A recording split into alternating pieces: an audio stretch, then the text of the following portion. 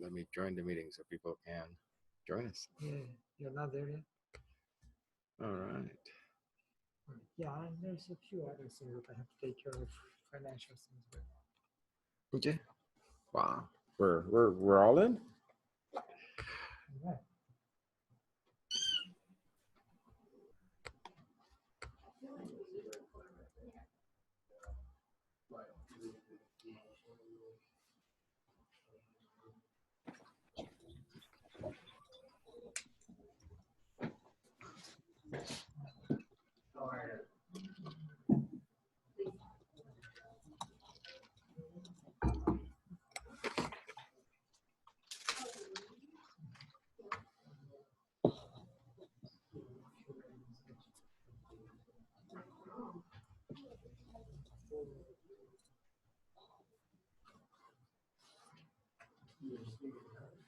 What's that?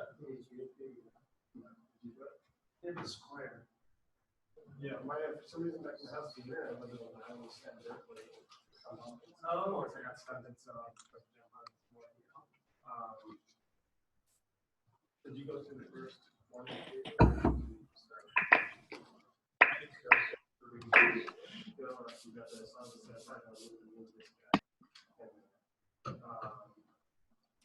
Actually drawings correct. I did the repeat before, but I did just moves. Yeah, let me. I did 50 steps. Just underneath it? No, inside that repeat. Oh, gotcha. I can, I took that out. Take that out to the 50. But I put it in inside the yellow. I saw that. Because you want that to happen. Yep, just like that. Drop it. Yep. And then I did turned it. I don't think it really matters which one you turn it inside your loop and change that.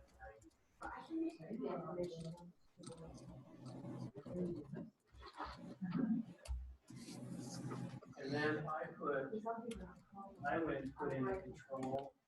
And I use that when that green arrows click on top. That's the only way it's the only way I can figure out the start. I see what you said. And then did you maybe do draw lines somewhere so that it keeps it fine? Yeah, I have to do a pin down. And I did that right before the repeat. And then yep. Now I struggled with the triangle. That's where I started having my issue. That makes sense. And then to be able to skim over. Yeah. You did. So just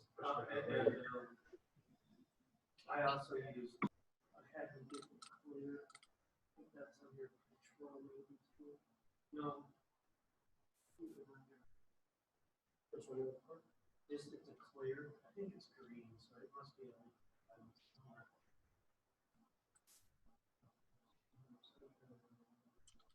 yeah. And so I use that quite a bit. As a separate one, or did you just keep it all? I attached it when I was attempting to do the triangles. And I wanted to clear out the picture. So I have to do that for you. Yeah, no, I'll keep it there, and then they'll show us how. Cool. Oh, thank you. Yeah.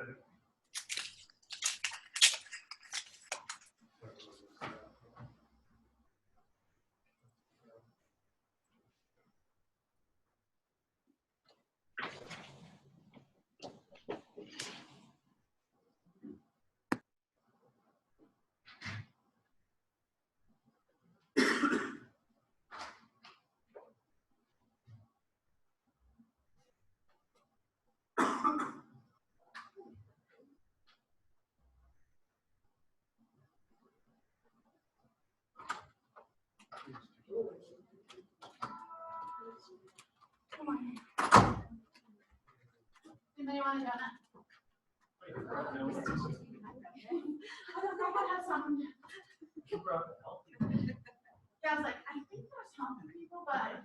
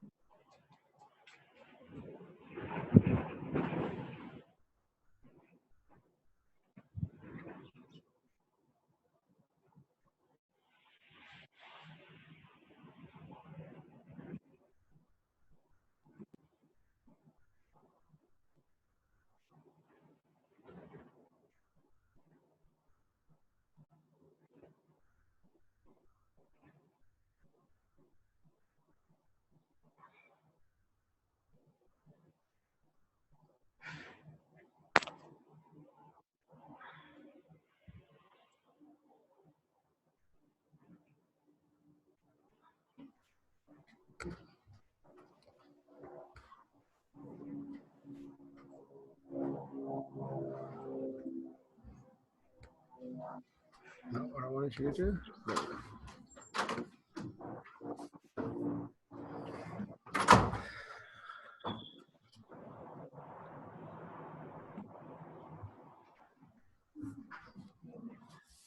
All righty. So welcome back, everyone. I'm actually pretty happy with what we've done so far. So what we're going to do today is we're going to start with the next quote, big idea in computing, and this is very broad. It's data and information. It's like, my God, what doesn't that cover? But we'll talk about it, and then this will take us to about the break, morning break, and then we'll when we come back, we'll do more discussions on the other book, which is the Blown to Bits, and kind of the connection to impacts, So so this is data and information, and what this kind of section is all about, it kind of has a few different components. And one of those is, what data does the program need in order to be able to do whatever it is that it's designed to do, right? So for example, let's say that you're a university and you want to keep track of student success.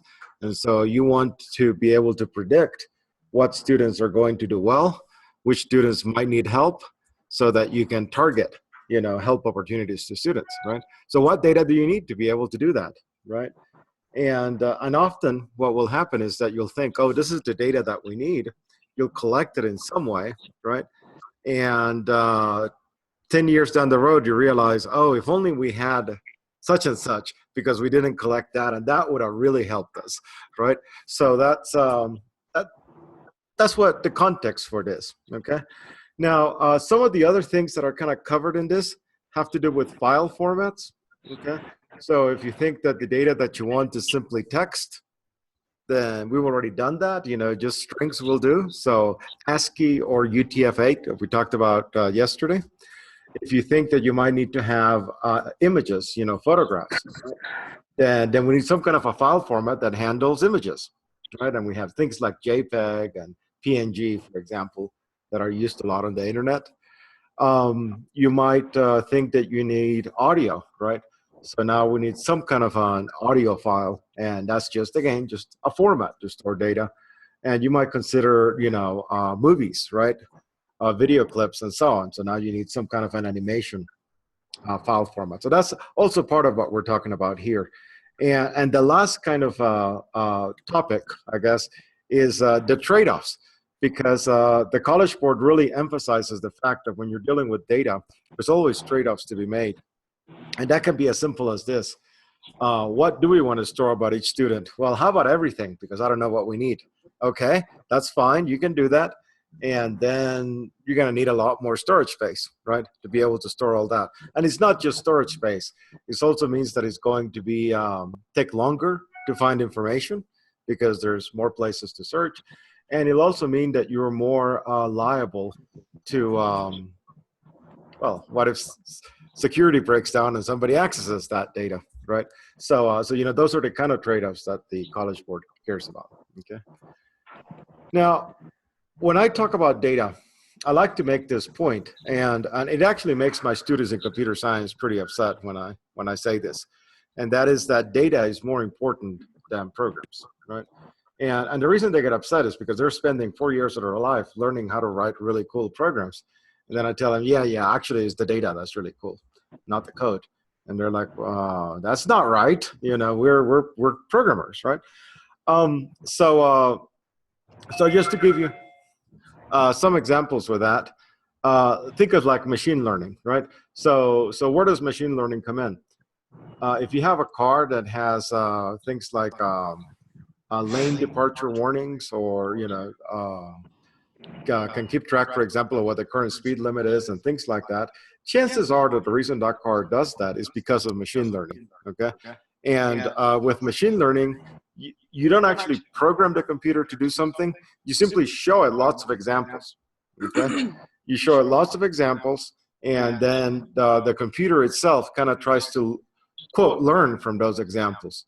And so back in I think this was in the 80s, could have been 90s, but there was a DARPA project to try to teach a car how to drive. And what they did was this was like a military Jeep with a gigantic camera on top, right? And a person drove it. And the thing was just kind of look, and it's basically learned that, when the road starts turning, then you need to turn the wheel, right? And a few other things like that,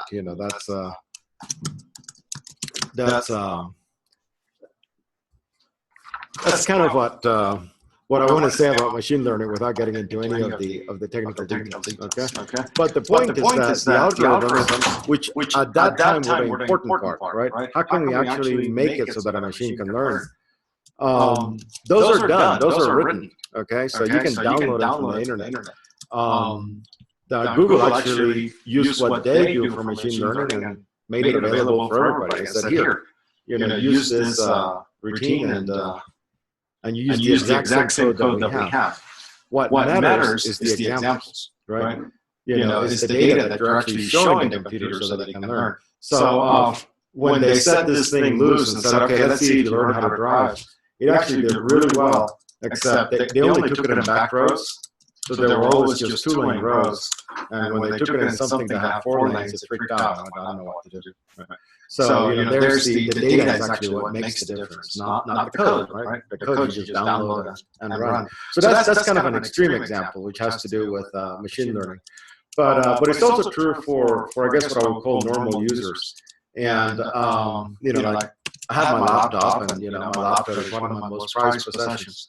But if something were to happen, right, and my laptop would break, initially I would have pangs of sadness. Like, oh no, my laptop is dead.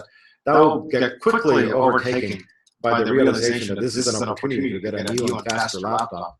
And the reason that I feel that way is because all my data is in Dropbox, right? So I can just get a new laptop, connect to Dropbox, and there are all my files, right? So I didn't lose anything. Whereas if I actually lost my files, then I would never feel better about it, right? Because I've got years and years of important stuff. somewhere in here that I need to be able to get to, right? So that's again, data is more important than code in a lot of ways, okay? Now, something else that I want to say about this, and this is actually the reason that I kind of like the idea of going through this and taking a break and then coming back and talking about kind of the social aspects of computing, is that data really ties in just really nicely with global impact, which is the other big idea, and with current events in general. So whenever you talk about a large amount of data, then immediately you have to worry about things like privacy concerns. Right. So if I'm storing all this data about students, at what point do I have an obligation to make sure that data is secured appropriately, right? You also have ethical concerns pretty quickly, because if I, for example, use all this data to analyze who might be at risk, how can I actually use that conclusion, right? Can I now try to take that conclusion to do things like, oh, maybe I shouldn't even accept these people, right? They're not going to make it anyway, right? At an institution like this, that would be a huge step. Okay? And what if the things that it finds, God help us, are objectionable, right? For example, what if it comes back and says, oh, yeah, I know who's going to have problems in school is the Hispanics. And I'm like, oh, really? That's what you learned from looking at all that data? That's an ethical concern, right? I mean, we don't know what it's doing, and we need to be able to control that with our human values. So all those things come up. And just kind of as a teaser, I find this hard to believe, but there's this person who was recently accused of leaking information, things that are, I don't know if they're actually charging treason, but that gets dangerously close in that area. And her name, the treason part I can understand. The name freaks me out. It's like Reality Winner. Reality, it's like, seriously, what were their parents thinking?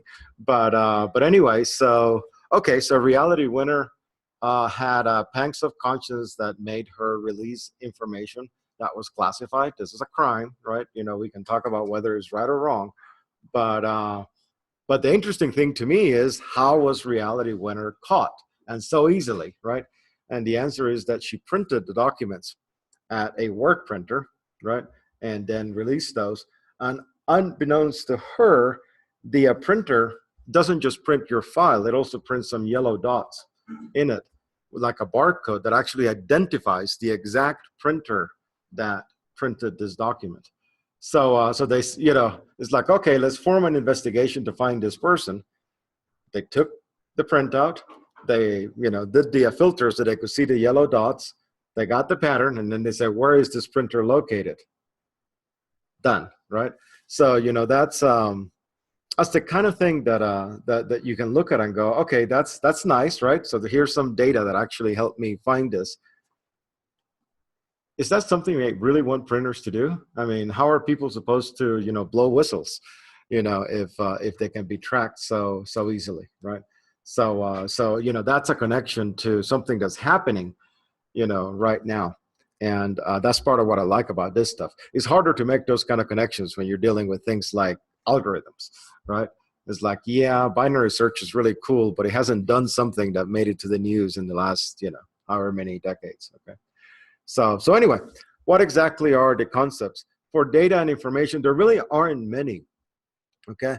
So one of the big things that we do want you to learn, and that your students need to learn, is the difference between what's known as data and metadata, okay?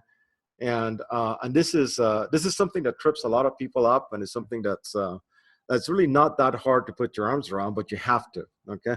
So here's the difference. Metadata is actually just the contents of whatever it is that you're storing, right? So in the case of a printout, the data is, well, the collection of black dots that you actually want to come out on the printer, okay? Metadata is actually information about the file, okay? And sometimes it's stored in the file itself, sometimes it's stored next to the file, so you can get to it, okay?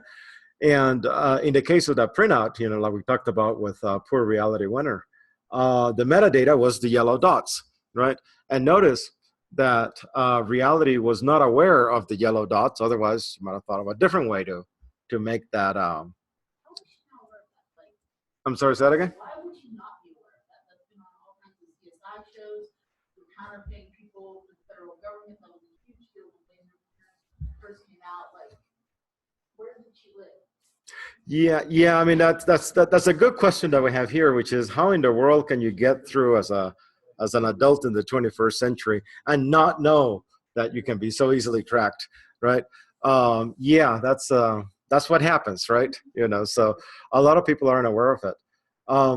The BITS book actually shows up some even more fascinating cases where people who really should know better, like reporters, right, will sometimes forget that, for example, a PDF file is in layers. So simply because you black out things so that they're unreadable doesn't mean that they're gone. It just means that there's a layer that has the black. So you remove that layer and all the document is still there, right?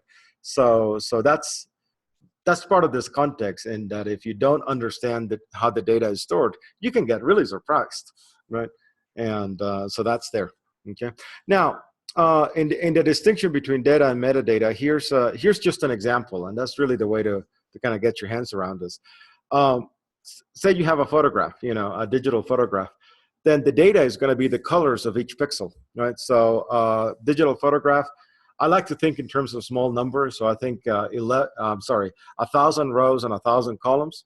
That gives me 1 million pixels. So that's your 1 megapixel camera. That's so obsolete, it's not even worth talking about, right? People do, I think my phone is 15 megapixels right now. So, but, you know, let's just say 1,000 by 1,000. That seems plenty. So that's the data. It's just, 1 million colors, right? That's how I store a photograph. Now, what about the metadata? Well, the metadata tells me when was this picture taken, okay? Where was this picture taken? So, if you have a GPS on your phone, right, or your camera, then it can actually record that. It'll actually tell you that what the width and height of the photo is. So that, I'm using 1,000 by 1,000, right? But it could be 3,000 by 5,000, for example. Any kind of special camera settings. This was taken with, this particular f-stop value. This was taken with this aperture. This was taken with, this duration, right? Might actually be stored in there. Sometimes people get, again, surprised, right? And like was pointed out here, maybe they shouldn't. I mean, there's no excuse for that anymore. But it's like, I took this picture, here's evidence. And actually, when somebody examines that, they go, oh, wait a minute, you told me that you took this picture at 3 in the afternoon, but I can tell that it was taken at 8 a.m. So your alibi is not as good as you think it is, right? So those kinds of things happen, okay? Documents, something like a Microsoft Word file. So what exactly is the data? Well, the words, right, in the document. Also things like the font selection. This is supposed to be bolded. That's supposed to be italicized. All of that is data. The margins, I want to have 1-inch margins on each side. Okay, great. All that is data. Metadata shows me when was this file created. Okay, when was the last time that it was updated. If you set track changes, then you'll actually keep a whole history of what the file looked like at different points in time and who modified it, right? So all of that I would consider metadata, okay? So there can be quite a bit of it. And like I said, this, if you're not aware of it, right, this can surprise you. And it's the old, here's the term paper that I just couldn't turn it in last week because, lots of problems. But I actually finished it 2 weeks ago and go ahead and grade it. And then the timestamp says, oh, I see, you started working on it yesterday night, so sure. But anyway, so that's, that actually happens all the time. I made this point and I just wanted it explicit. If you don't understand what's stored in the metadata, things can surprise you, right?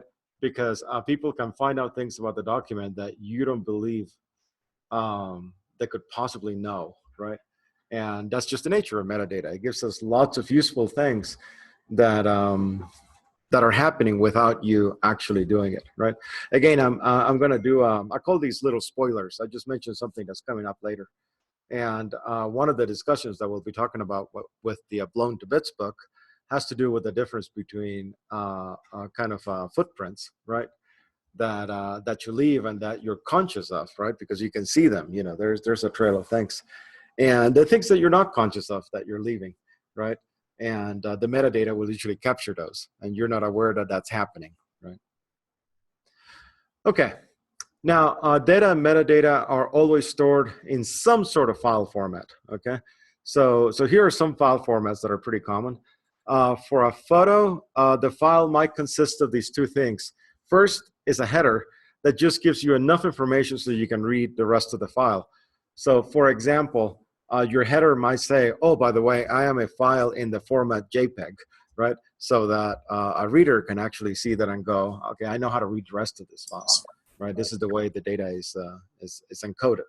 Okay, simple stuff like if it's a photograph, I need to know the resolution, the width and height of the file. A lot of times people like to put in their things like how many dots per inch, right? So you know, so you can display it in kind of a natural size. Okay, and then after that, what you have is just a bunch of colors, right? So it could simply be if my width is 100 and my height is let's say 75.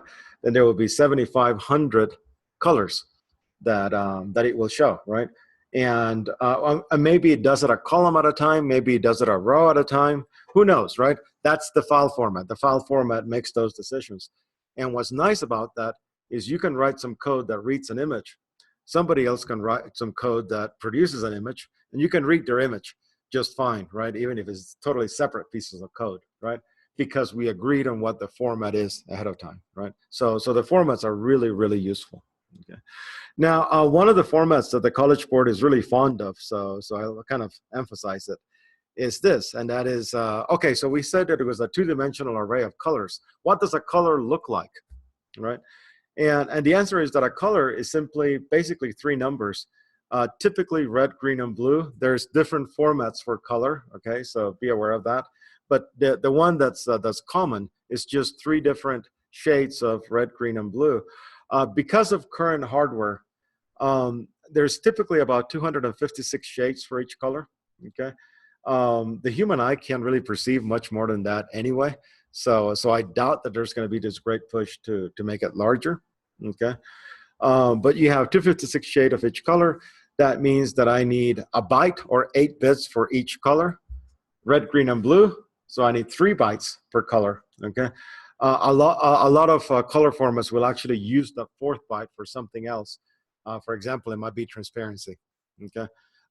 That's not necessary for a photograph because a photograph doesn't have transparency. It's actually a picture, right?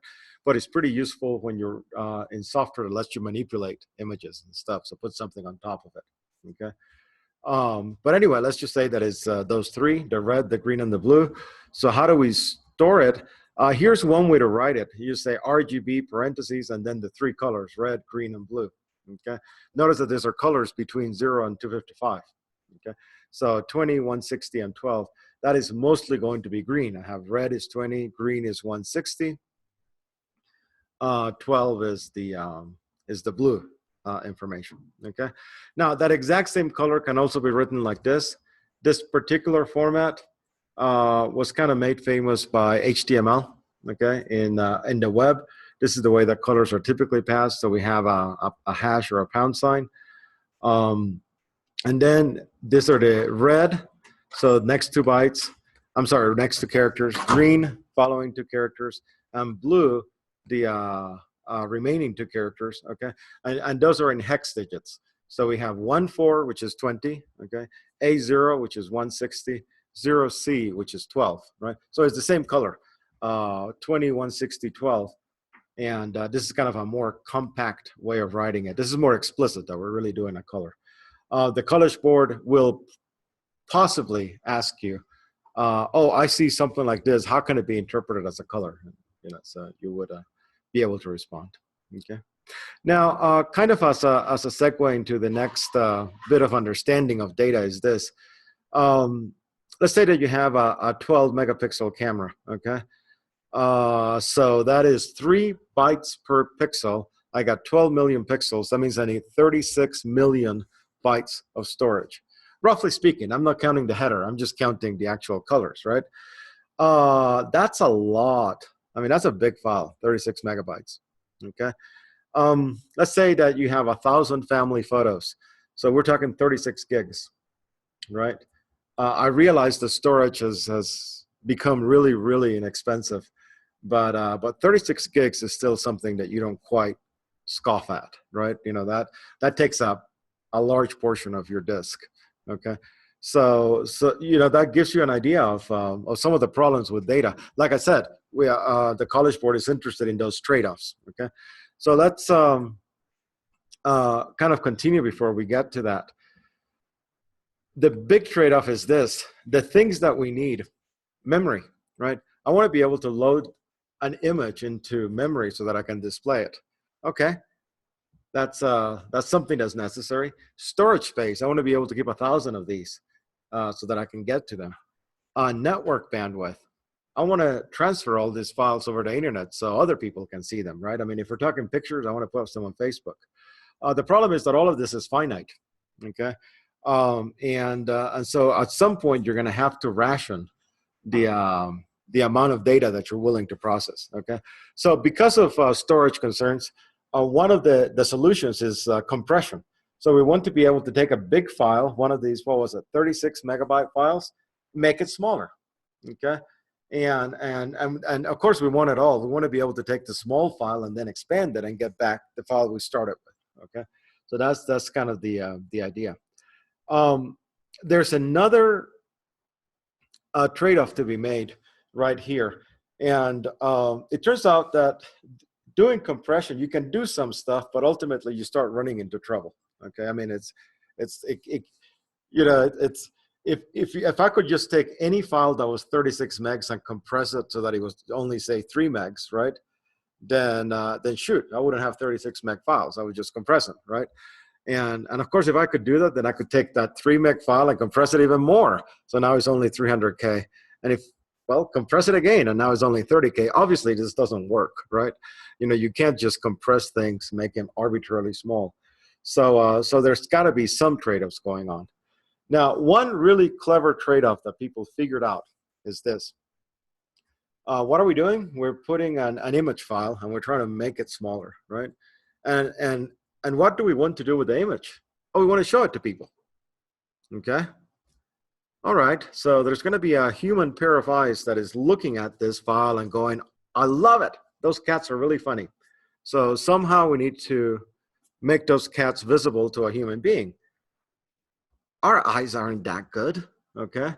So you know, if we have something that should be a precisely shade 213 of gray, right? But we actually display it as 214, we're not going to be able to tell, right? That's too subtle a shading variation. So we can do something that is, when we compress it, we say, tell you what, I am perfectly willing if the compression is not exact, okay? So I'll take this big file, I'll make it smaller, and I say, oh, I want to look at it, so I have to make it big again, right? But maybe what I get back when I do that transformation is something that looks similar to what I started with, okay? There's still cats in there, right? You know, I can still make those kind of recognitions, but is not exactly what was there before, right? Think of just little roundup errors here and there, okay? For many purposes, particularly for like photographs, that works remarkably well, okay? So that's known as a lossy compression scheme.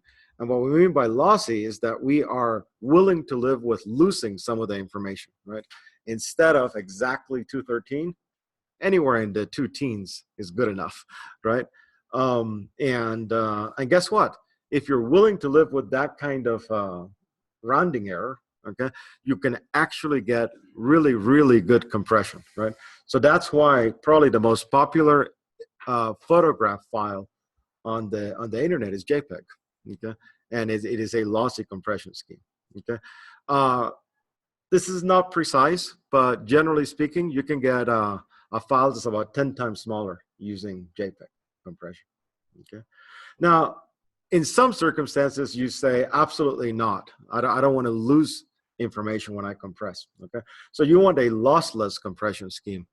For images, lossless compression scheme is like, for example, PNG, which is also used a lot on the web, okay? So PNG files are lossless. They will actually give you back the original version. If you said 214, you get back 214, not 13 or 15, okay?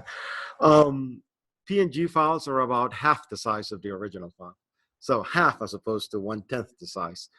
You're seeing that trade-off happening right there, okay? If you're an artist, oh, go ahead. Can you scroll a little ahead so they can see what's coming? There we go. Okay. So one of the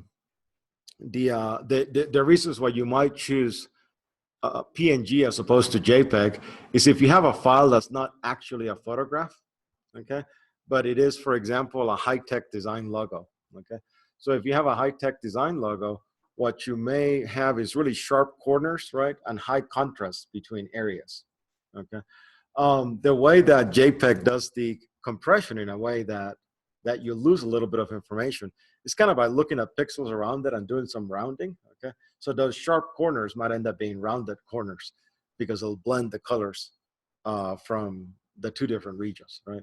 So, so you find that photographs actually compress really nicely, but other things, you can kind of tell that something went wrong when it does the uncompression. So some people choose JPEGs for real world pictures and then PNGs for logos, right? And that's why, okay? All right, need to emphasize is not just storage that's the problem. That's a huge part of the problem. But remember, we also have other things. If you have more data, then it's going to take more time to process it, right? If you have more data, then it's going to take more time to send it over the internet, right? So networks is an issue. Processing time is an issue, right? So, so that's part of the reason that we like compression. You know, I need to get this file from here to my home. It's a large file. If I compress it, then I can get it there, shoot, 10 times faster, right? If I'm willing to lose a little bit of accuracy, or maybe twice as fast if I'm not willing to lose any accuracy, okay? Another point is, let's say that you have some data, then that means that you can do some processing with it, okay? If you don't have that data, then you're not going to be able to do that kind of processing with it. So, for example, if you look at, say, the stock market, okay, we have data in the stock market going back easily over 100 years, okay? Some people have prices for commodities like wheat going back to Roman times, so that's 2,000 years of data that they can look at, okay? But for example, the data for wheat going back to, you know, Roman times might not actually be daily. It might be, you know, well, around here it was this much, and then, you know, a few months later I saw a transaction that was this much, and so on, okay? Whereas today we can get data for that, which is in sub-second intervals, right? You know, and actually very, very timely information. So some of the things that I can do with the more recent data, I simply can't do with the Roman data, right? Because nobody was capturing the price of wheat as it fluctuated in second intervals, right? So, so that's a limitation, right? That's something that I can and cannot do. And again, to put this in the College Board's framework, that is a trade-off, right? How much data am I willing to store versus how much processing do I care about, okay? Typically in the stock market, we store the open price, what it is at the beginning of the day, the closing price, what it is at the end, and then the lowest price I saw and the highest price I saw. So open, high, low, close is kind of typical stock market data. Like I said, we have that going back 100 years. Great. Now, maybe I'm looking at, you know, I want to be a trader and I sit and I'm watching whatever it is traders watch, Bloomberg, we'll say Bloomberg, okay? And I have this theory that actually it makes a difference whether the low of the day happened before the high of the day or the other way around. Did the high happen and then the low happen? And that actually tells me something about trading tomorrow. And I really strongly believe that. And so my next step is to test that hypothesis by looking back over time and seeing if that's true. And then I realized that I have the open, the high, the low, and the closing prices, but not times. So I don't know when the low happened. I don't know when the high happened. So I can't actually test this idea, right? Maybe I'm onto something. Maybe everybody else already tried that, okay? But I can't even test it because I don't have the data that would let me do this, right? So that's important, okay? On the flip side of that, if you do have the data, you might be able to do something with it later that you didn't think about today. Okay, this could be an opportunity. Okay, it can also be a danger. So, for example, we have the technology today. Okay, and it's in use. I'm not trying to make up technology for you. We have the technology today to read license plates in real time. Okay, so you can have a cop driving around, and their car can have a camera attached to it that is just simply scanning all the license plates around the cop. Okay, and this could be really great if you think about it, because let's take like an Amber Alert, right? Oh my God, this kid has been kidnapped by their dad, right? And it's like, okay, so we know that they're running in this kind of a car, but it's almost always going to be a nondescript car, right? It's like, yeah, okay, fine, it's a sedan, it's white, okay, so we'll look for all white sedans on the interstate. Good luck, right? But we might actually know the license plate. This thing can be looking for it and going, oh, there it is, right? And we would be able to solve those cases a lot faster. We can do that. Like I said, I'm not even saying that could happen in the next year. They have that technology already and it's out there, all right? Now, by law, the police is supposed to remove that information from their servers like every 30 days or something, right? It depends on the municipalities. They tend to forget to do that. And so they actually store this data for, I can't say for decades because they didn't have the technology that long, but yes, for more than a year, okay? And then they can start doing, oh, you know what? There's this crime that we never solved. Maybe we can actually use, we can look at some of the cars that we're seeing in this area and start tracing where else they were seen, right? So you might actually start saying like, okay, these are the places where these crimes occurred around this time. So let's try to find cars that frequent those places, right? You have the data sitting there. You can, business people call it repurposing. I hate that word, okay? But you can repurpose the data for something else, right? Like I said, this could be an opportunity, right? New way to make money. Hey, new way to solve crimes, right? But, and again, this is a spoiler for what we're gonna be talking about later. This is precisely the kind of place where you can very quickly run into something that stops being, oh, this is a great crime solving tool, and starts being, excuse me? You mean I can't even go to the library without people knowing about it, right? And at what point is my privacy worth more than the possibility of solving an extra crime, right? And so anyway, that data is out there, and you can imagine that somebody can actually like sue the municipality to get access to that data.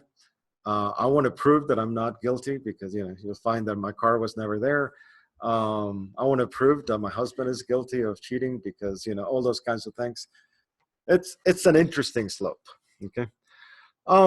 This actually doesn't belong here, but I want to make this point now because a lot of people make this mistake, and that is there's two things you can do to data. One of those is compress it, and what that means is I want a smaller file. Why do I want a smaller file? Data storage concerns. Transmission concerns over the internet, processing time, okay, all of the things, it might help to actually make the file smaller. And then there's something else called encryption, okay? What is encryption? Encryption is, I don't want you to be able to look at this file, right? I built this file, I want to share it with Lynn, but I don't want the rest of you to be able to see it. So Lynn and I figure out some mechanism, and we can talk about mechanisms later when we talk about the internet, okay? But we figure out some mechanism to encrypt the data so that only the two of us can access it, right? By the way, some mechanism, that means what? Magic, right? And magic is really math, all right? All of these mechanisms are actually just fancy mathematics. The most important paper that came out of this, the authors actually called it one of the least interesting things they did. It was just kind of a, yeah, I guess we have to write this out because we got a grad student and he'll be good on his resume. So let's get together and do it. And anyway, that actually created Amazon some 20 years later. At least it made Amazon possible, right? Because you would probably not buy anything from Amazon if you had to send your information just wide in the open, okay? Like your credit card numbers. Okay, so do not confuse those, okay? They're both important. The reason that compression is important is because otherwise we'd run out of space, okay? The reason that encryption is important is because otherwise people would be able to look at our stuff that we don't want them to be looked at. So it's privacy. It's also things like activism, right? You know, think about the people that want to, for instance, live in a dystopian country, say North Korea, and want to be able to chat and maybe do something about their problems. You can't do it out in the open because, you know, they come in and kill you. So you want to use something like encryption so that you can hide, right? Only problem with that is that in some of those dystopian regimes, they say, oh, you're using encryption, then you must be guilty. So we'll come in and shoot you anyway. But you know, that's one of the reasons that at least in free countries like the one we're in, encryption is important, right? You know, we can still say that you can use it without being guilty. And once you have that, then, hey, if we do have to overthrow the government, then you never know. Things can happen, right? Then we can actually talk about it and they don't know directly, okay? So that's the reason that it is. Okay. All right, so let me finish up by talking about assessment. The way that this unit is assessed in the AP exam, you have multiple choice questions, okay? These are some of the questions that were in the last exam. So one of those has to do with time, okay? So they might show you a chart or a table that says, here are 5 things that I want to do with data. Thing number 1, okay? I tried it with 100 data points and it took a minute. I tried it with 200 data points and it took 2 minutes. I did it with 300 data points and it took 3 minutes. And then basically is, what if I had 400 data points, right? And you know, you look at that and you go, 2 days? No, 4 minutes. But the problem is more complicated than that. Then there'll be another row that says, I did it with 100 and it took 1/10 of a second. I did it with 200 and it took a second. I did it with 300 and it took 10 seconds, right? So what's going to happen? And this time you go, oh, each time it multiplies by 10, so it's going to be 100 seconds, right?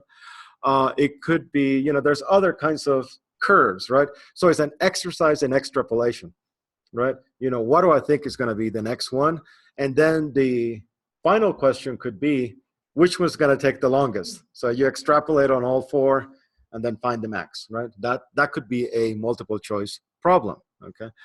The only kinds of curves that you will see are linear. It's just a straight line, 100, 200, 300. It could be exponential. So we multiply by the same amount each time. So, you know, 1, 10, 100, 1,000, okay? It could be logarithmic, okay? That was harder to see, okay? But basically it grows very slowly. So it might be, oh, for this, for 100, it took 10. For 200, it took 11.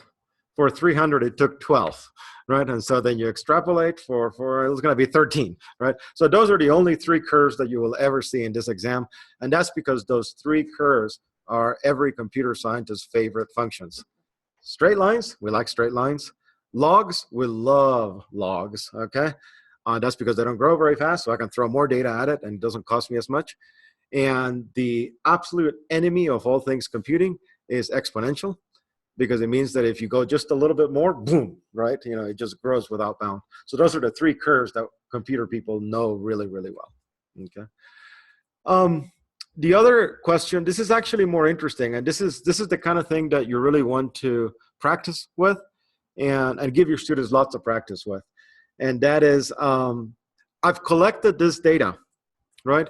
Now what can I do with it, okay? So let me give you an example. Let's say that there are animals in the wild, okay? And I put tracking collars on them, right? And the tracking collars I will actually poll let's say every 30 minutes, although it doesn't matter, right? And when I poll them, I get this information back. Where is it? Okay. Well, let's say that's it. I just get to find out the position of the animal that I'm tracking. Okay. So now what kind of information can I get? Okay. Well, I can actually tell where an animal is, right? You know, that's possible. Can I tell whether animals like to move in groups, right? Sort of, right? You know, it depends on how I state the question, right? If I'm interested in knowing whether animals that are tracked are traveling together, yes, right? I can actually see that animal number 1 and animal number 2 are in the same places, roughly speaking, at the same times. They're traveling as a group, right? Can I tell how many animals are traveling? No, right? I can tell how many tracked animals are traveling in a group, but it's possible that there's these 2 tracked animals and there's 200 going with them that I cannot track directly. So that's one of those, is a multiple choice question, right? What can I not tell? How many animals are moving, right? I can simply see how many that I'm tracking are moving, right? I can see what places they like to visit, yes, right? Can I see what places I like to visit they like to visit at night? Depends on whether I explicitly said that I was keeping the time of the observations, right? I didn't say that explicitly, although I meant it. You know, I poll every 30 minutes, right? So, right, they would be more precise in their question, right? They would say we're keeping the time, okay? Can I tell whether they like going to certain places based on, say, the temperature? When it's really hot, they go down to the river. No, I can't, because I'm not storing the temperature, right? That's not something I'm collecting, right? If you tell me separately that you're collecting that, then sure, I can do that, right? But otherwise not. So that's the kind of problem that that they like to offer, right? When I took a sample test, I actually got one of these wrong, and that was they were pretending to be Netflix, right? And so they were keeping track of what videos you were watching on your device, right? You know, how long you were watching it for before you clicked on something, you know, information like that. And then one of the questions was, what can you tell? What are the most popular shows? Yes, you can, because, you know, they're downloaded the most often. What are, on given days of the week, people are more likely to stream or not, right? Does what they stream change on different days of the week? You know, maybe Friday nights are comedies and Saturday nights is horror. Who knows, right? You know, I mean, all those things. Yeah, all those we could tell. Can you tell how many people are watching a particular show? Yes, because you have all, and it turns out the answer was no, because you could tell how many devices were displaying a particular show, but you didn't know how many people were sitting around watching that at that time. So it was like, oh, stupid, right? So those are things that actually can use practice, okay? Because in my mind, they tend to be trick questions a lot, right? But it's just something that is worth going over, right, and doing. Okay, so the last point is that the final way this is assessed is with the explore task, okay? Yesterday we talked about the create task. Create task in one word is write a program. Tell me about it, okay? One sentence, I should say. The explore task is go figure out something that you're interested in that's been affected by computers, and let's face it, that's pretty easy, right? And write about it, right? The words that they use is find a computing innovation and write about it, okay? God help us, this year we had so many flying cars. It was ridiculous, but everybody wanted to talk about flying cars. The year before that, it was drones. Everybody wanted to talk, I mean, sorry, not flying cars, self-driving cars. The year before that, everybody wanted to talk about drones. Yeah. Was that? Next year it'll be flying cars. Yeah, we'll just have self-driving flying drones, and we're all in good shape. But anyway, so the kids pick something that they're interested in, right? It's an innovation, so we really want it to have happened within the past year, right? So, you know, my innovation is the personal computer. No, right? That's been done. But my innovation is this new kind of graphics card. Okay, fine, right? You know, that we can still allow. Now, one of the things that you're asked about the innovation is this: identify the data that is used by the innovation and describe how it is consumed, produced, or transformed. Okay, so what data does my innovation have? So I actually saw some responses from students that said something like, after I picked my innovation, I realized that I really didn't, you know, didn't have anything to say about the data. It's kind of hard to see what data it used. Well, that's too bad. You just lost 3 points, right? So don't pick that innovation. I mean, you know, there's more than one out there. So pick one that actually has data that you can talk about, since that's one of the questions that you're going to be answering, right? So yeah, what data is used by the innovation? So for example, let's say that your innovation actually is a drone, okay? So what data is the drone using? You might think about the kind of drone that you can tell you're here, I want you to fly over there, right? And so it actually can store directions, maps, right? Routes, okay? That's something that it's storing. How is it consumed, right? That's how does it take the information? Maybe it's got wireless, Bluetooth, that we connect to it with a phone app and send it that. How is it produced? That means that it has to generate some data out, right? Think of consumed and produced as input and output data, right? So consumed is what you have to give it. Produced is what it gives in return. So maybe it has a camera and it's taking images over the route that it's going. That's the data that it's producing, okay?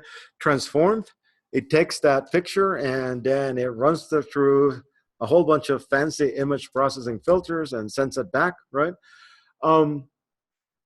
Not all innovations need input. Not all innovations produce output. Not all innovations transform data. Okay, I mean, they could just take the data raw and send it. No transformations. That's okay. That is consumed, produced, or transformed. Okay, so if it only produces data, then you talk about that. If it only consumes data, you talk about that. If it's an innovation that transforms data really quickly, then you talk about the transformation, right? You don't have to have all three, but you have to understand what data is using and something about what it's doing with it, okay? Very common mistake, do not confuse data with instruments, okay? So for example, a lot of them say, yes, the drone has data, it has a GPS. That is not data. A GPS is something that if you're thinking that the drone has GPS, then what you really mean is that it's got an antenna and some software that can connect to satellites in space and use that to figure out its current position, right? As well as the current time, altitude, stuff like that, okay? But it's an instrument that can collect that data. It's not data. If you have an accelerometer in your phone, okay, that's pretty cool, awesome, except an accelerometer is a device that measures the acceleration of your phone, right? So it can tell, for example, when you're shaking it, right? Because it sees the acceleration that's happening. It can tell when you drop it, right? It can tell all sorts of things, okay? So for example, I can use it to collect data.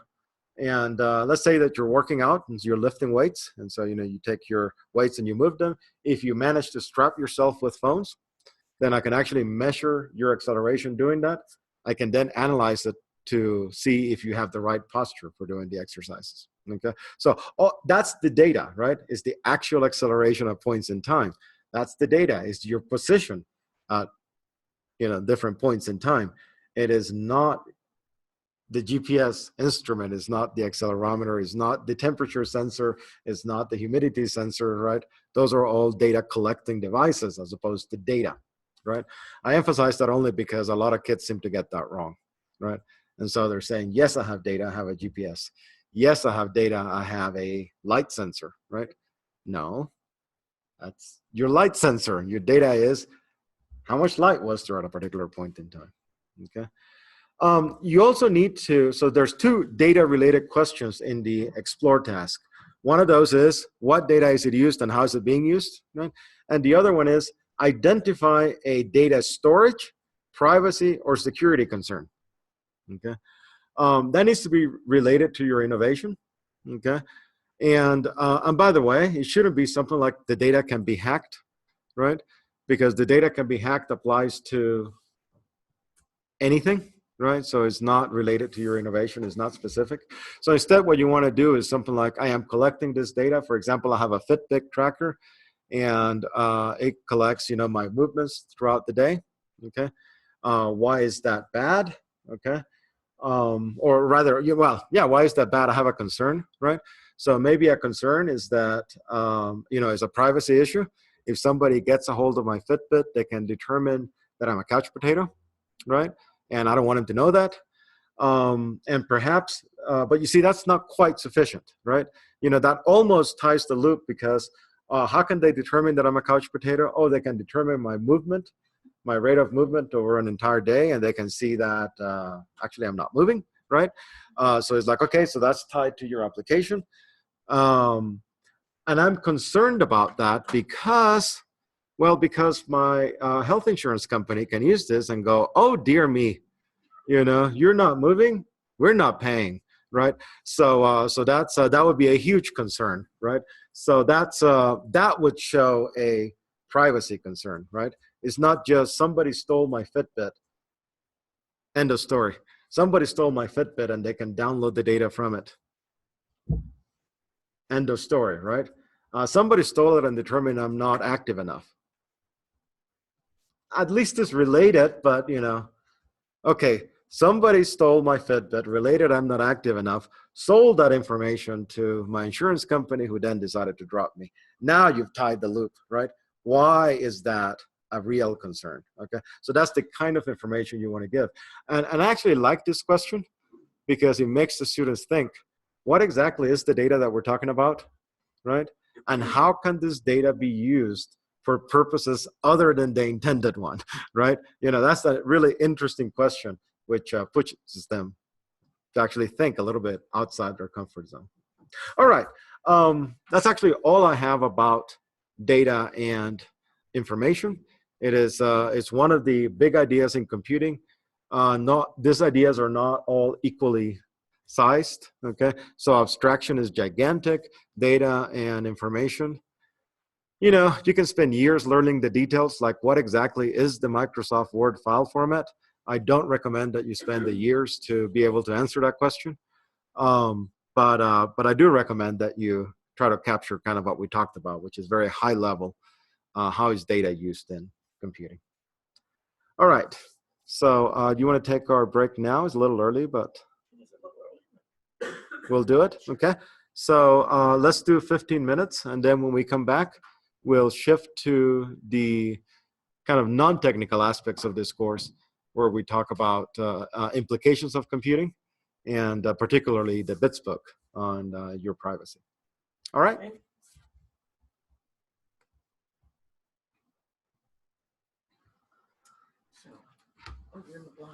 I'm going to mute this.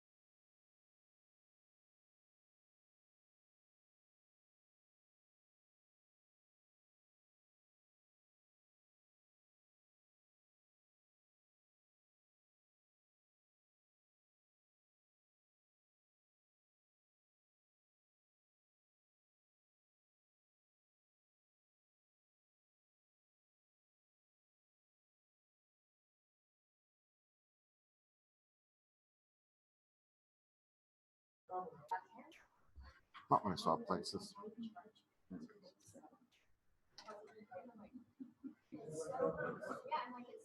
Actually, no. What am I saying? You can just grab the microphone. Yes.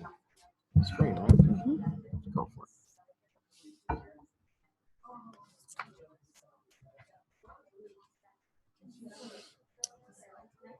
Okay, so we're back, and let me at least initiate a discussion. I haven't looked at the chat over here in a while. Add items.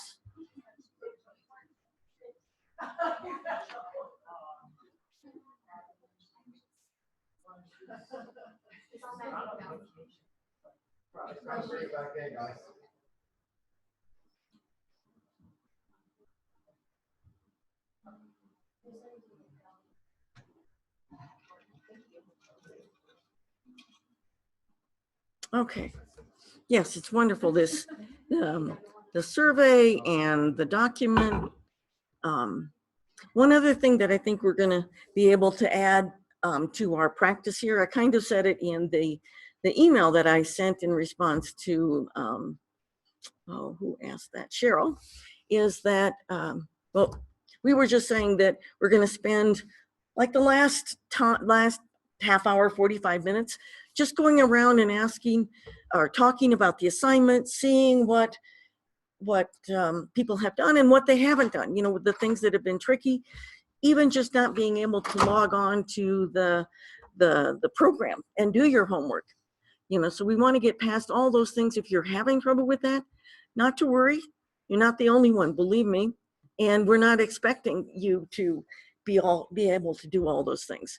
So let me I guess this is your desktop. Can you pull up the book for me? I'm talking to Ruben.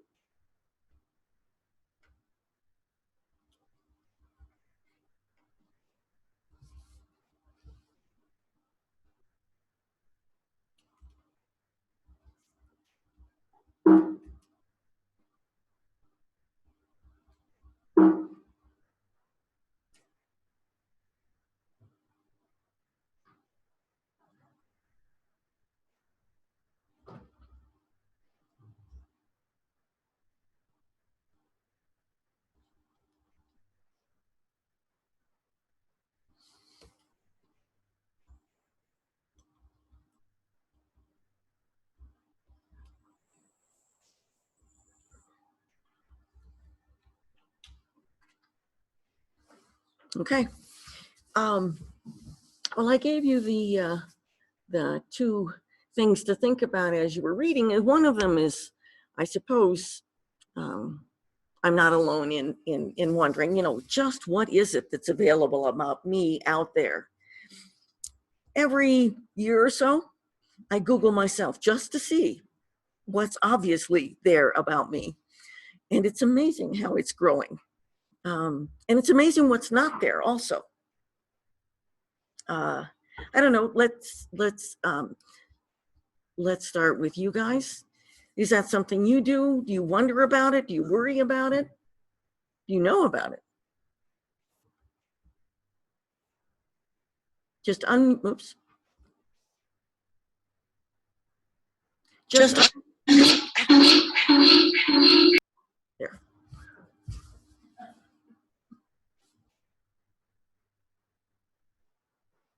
What was that? Well, that was you and me. I'm guessing. Okay.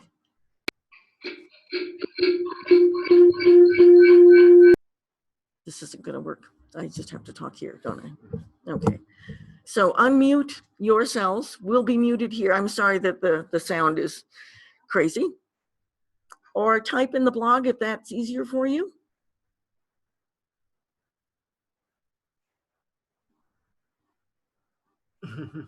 I like that. You had to do that as an assignment. Wow. So what happened?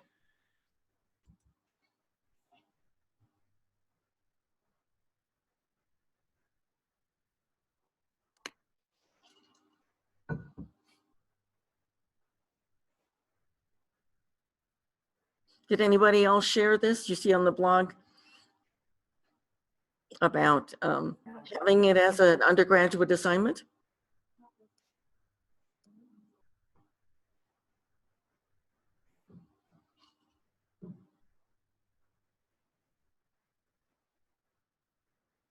Employees, very true.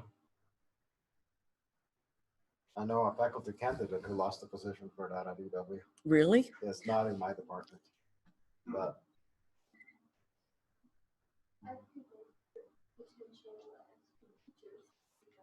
So they're saying here, what, as student teachers? now, did they Google themselves or do you Google them? You Google them, yeah. You know, I didn't realize it because I've always found those plagiarism detecting programs so awkward. But people in English do it on every submission, and not just English. You know, things like communications, they have the habit. They're always looking. I never look. And the AP exam, your Oh, no. responses go through that ahead of time Okay. before Yeah. we even see them. You know, so I always assume that, you know, I look at, oh, they don't seem to be very cutting edge technology, but people use different things. And you've got to realize that, or at least be aware. I'm always surprised.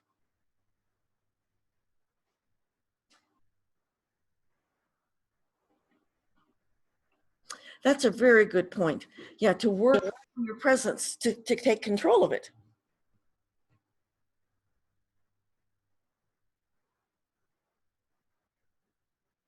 Mhm. Very true also. Now, I don't know if there was a phrase in reading the book that I liked. Just a minute, I have to find my copy of the book again.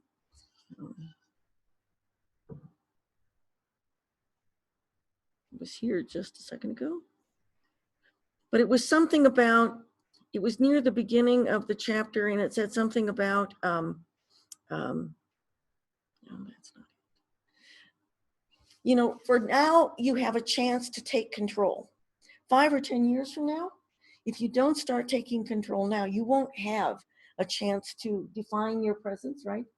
Or take control. You'll lose control of certain things about your presence, about what people know and don't know about you. It's sort of that thing about Facebook, right? People found, I have lots of friends who were doing everything on Facebook, and then they suddenly realized, oh, I should make this private because people I don't like, right? They're coming, they're saying things. And now the idea is that they're safe because they're on no friends, or you know, they've taken their Facebook and they've secured it. How secure is that Facebook? Yeah, as secure as Zuckerberg wants it to be. I don't think that that's true. My mother-in-law now frequently gets phone calls from scammers pretending to be her grandchildren, asking her for money. And She's not the type who ever gives her grandchildren money. So she just laughs at them and says, "Ah, this isn't whoever they're claiming to be."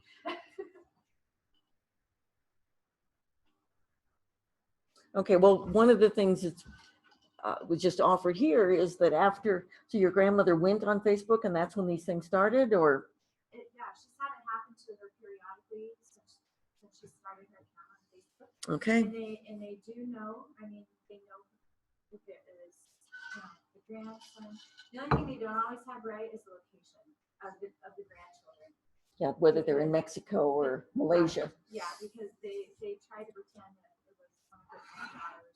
Now that's really scary. And it was they were in Arizona, and she was not in Arizona, she was in Wyoming. And so she started yelling at the person. Well, that hasn't happened to me yet, or anybody I know directly. Now I know because of your, but National news about that exact scam. Yeah, but it's happened to her for years. I mean, it was.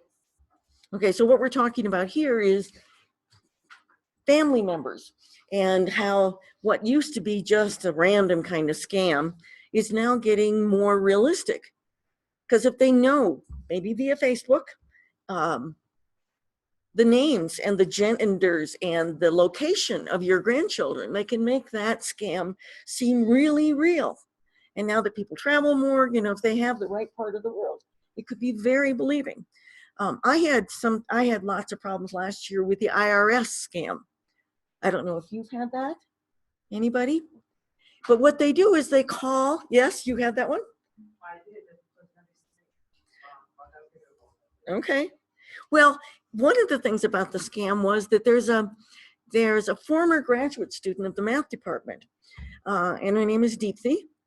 Deepthi lived with me, and I don't know how anybody knows that she lived with me. She was never a resident. She lived with me for about a semester as she was trying to find a job. Anyway, those scammers have called time and time again looking for Deepthi. Now, how is it that Deepthi and I are related? Well, I have co-signed loans for her. And I'm wondering if that isn't how they've related Deepthi to my address. I don't know any other way. I don't think we're connected, she and I, on LinkedIn or anything like that. And if we were, why just Deepthi? And they keep calling, wanting to know where Deepthi is because, you know, she's got an IRS problem and they're going to arrest her soon. And yeah, IRS doesn't call me. I always leave a letter. Yeah, you can't even call them to resolve things when you're trying to get. Oh, I something resolved. do, but we have a business, so I get IRS letters frequently because I've done some paperwork wrong. I can never get to the right person. I'm on hold for an hour and a half. No, I do, but maybe it's my timing when I call. But when in the letter, they give me a specific number to call too, I know. That makes all the difference. So last year I had to do, I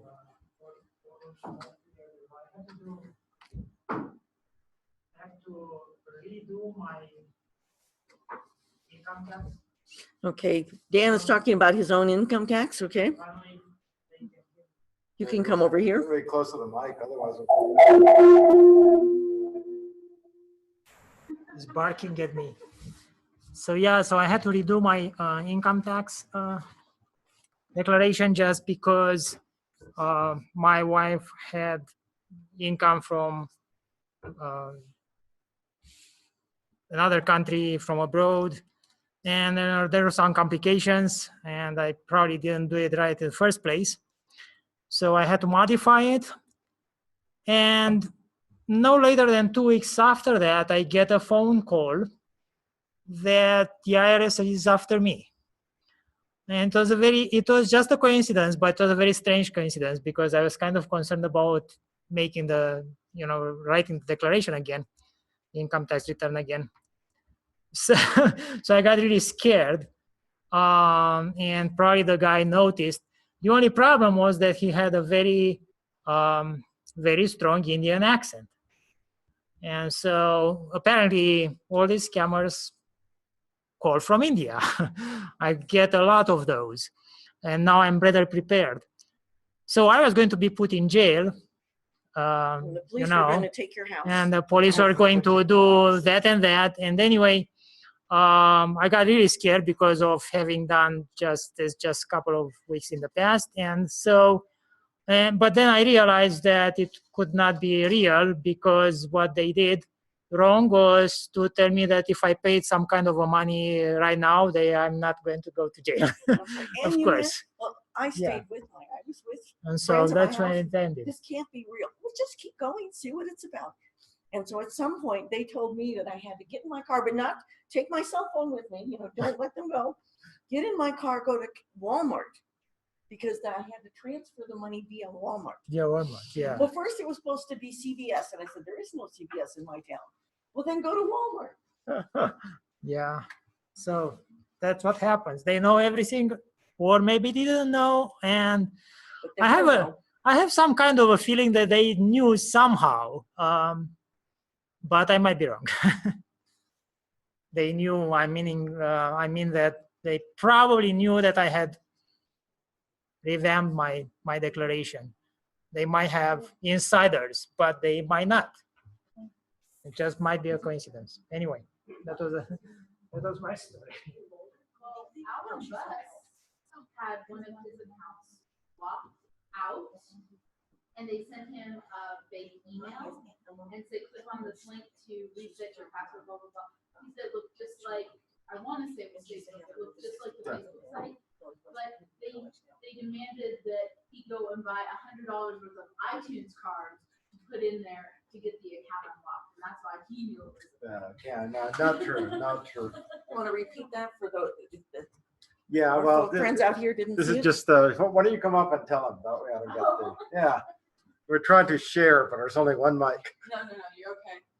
So I was at a conference with Alan Buss from the university just recently, Here, just sit down. and he was telling me about how Facebook supposedly sent him a link to unlock his account.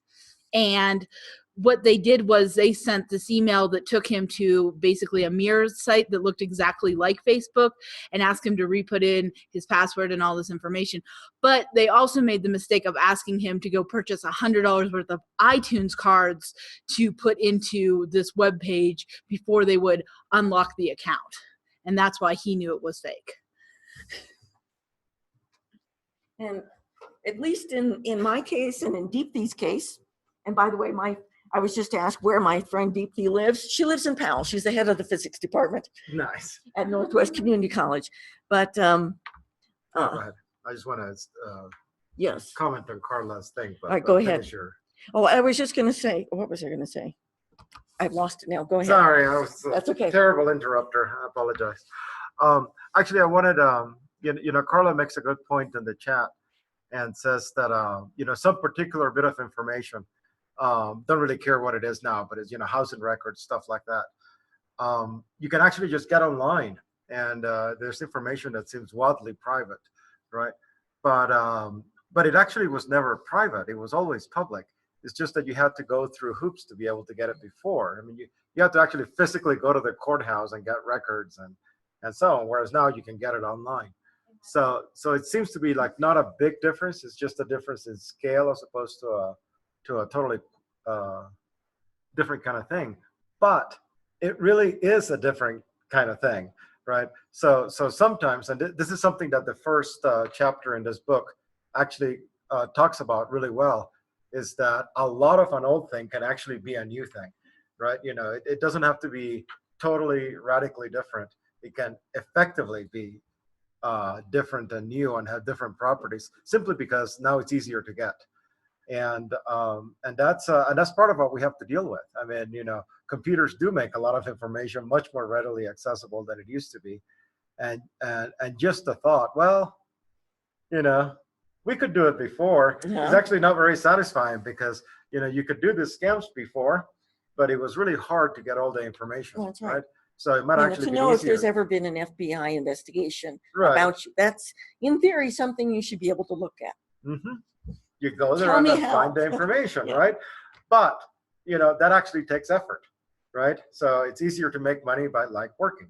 So, so you didn't have to worry about those kinds of scams before. Now that, just anybody, and this is frightening, anywhere in the world Mhm. can do this from their home, right? All of a sudden now it's a big issue, and it's there's a qualitative change. Well, and Carla's saying that people could stalk you. I've had 2 students who had to tell me at the beginning of the class that they have a stalker and that I have to know that. And as a consequence, I have to deal with their information and emailing them or dealing with them in a different way. Oh, Because my. the police are following something and the dean of students, and that there's a whole network trying to either catch or prevent this woman's stalker from doing any more harm. She had actually switched colleges because the stalker was at her former college. So then she switched here. And in fact, he moved here. Nice. But she was my first, not my second. No, giving Oh. it this. We have former students who are alike. All right, so let's see, I didn't, everybody wanted to stalk. It's kind of a scary place out there. And I've got colleagues, one colleague in particular, he just bought a cell phone. He didn't want to deal with social media, but there's a lot of stuff about Eric out there that his not having a cell phone didn't prevent. His not having a cell phone just meant maybe he didn't realize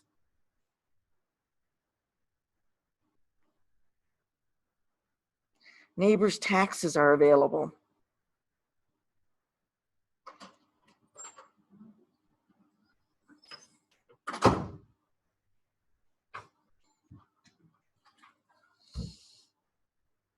I'm trying to remember his name. He was in my pre-calculus class.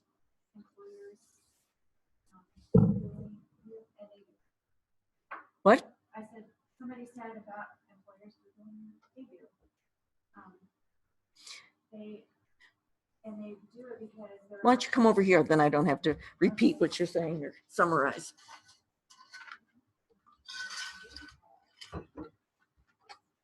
Okay, so we have a company, my husband and I do, and if we have a potential employee, I Google them and I try to find their Facebook and I try to see what kinds of things that they post, because we want somebody who's ethical to work for us, because the way our business is set up, their time, we have to trust them that they've actually worked the time that they claim that they have worked.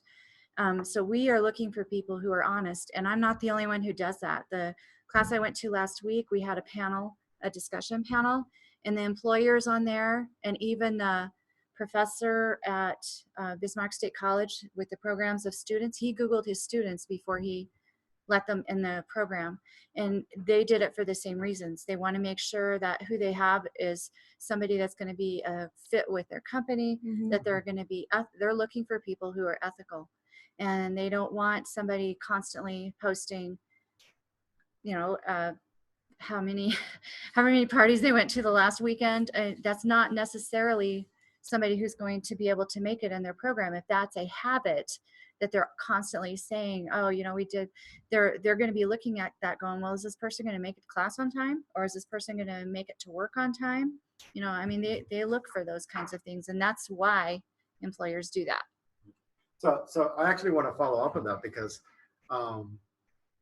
for a lot of these things, you can kind of look at the loss of privacy and go, my God, why is this happening, right? This is terrible. But you can also look at it as an opportunity, which is, it used to be that you would hire somebody, they would show up, and Then you had to deal with it. then you have to deal with them, and it was a terribly bad fit. If only we could have spotted that ahead of time. And we couldn't, because we have their resume, which, let's face it, they're not going to put in there the stuff they don't want us to know, right? And and whoever they pick for, they're going to have somebody give good references that they put down there for reference. Right. It's not like you're going to call them and they're going to go, oh, no, this guy's a drunk. Don't do anything with him. I almost hired a CEO one time that everything looked great. In fact, it turns out that he was a complete alcoholic and could not function, right? And that's kind of information that, oh, thank God it saved us, right? But then again, it's not private information, right? And so that's what I meant The things earlier. I found is all stuff that they posted about themselves. I mean, generally, if they posted Well, what if about somebody else does? Yeah, I don't know. I didn't look at that. Yeah, you're right though. That's a good point that somebody else could. Can I go back to the scams? Sure. Okay. You go to the wild party, Lenny posts. My stepdaughter works for an oil field company in Douglas. And there was a scammer that came on and said that, pretending to be her boss, sent an email saying, you need to send $60,000 to such and such. And now it's not that they haven't done that before, but for some reason, it looked just like it was from her boss. And at first she was busy and she couldn't get to it. And then they kept bugging her. And she's like, that's not like my boss. And so then she kind of strung them along, and her boss came in and she said, did you ask me to send this much money? And so anyway, they did catch it, saved them $60,000, but and it's like, how did they know it was her that had access to his accounts when he wasn't in the office? I don't know how they figured that out.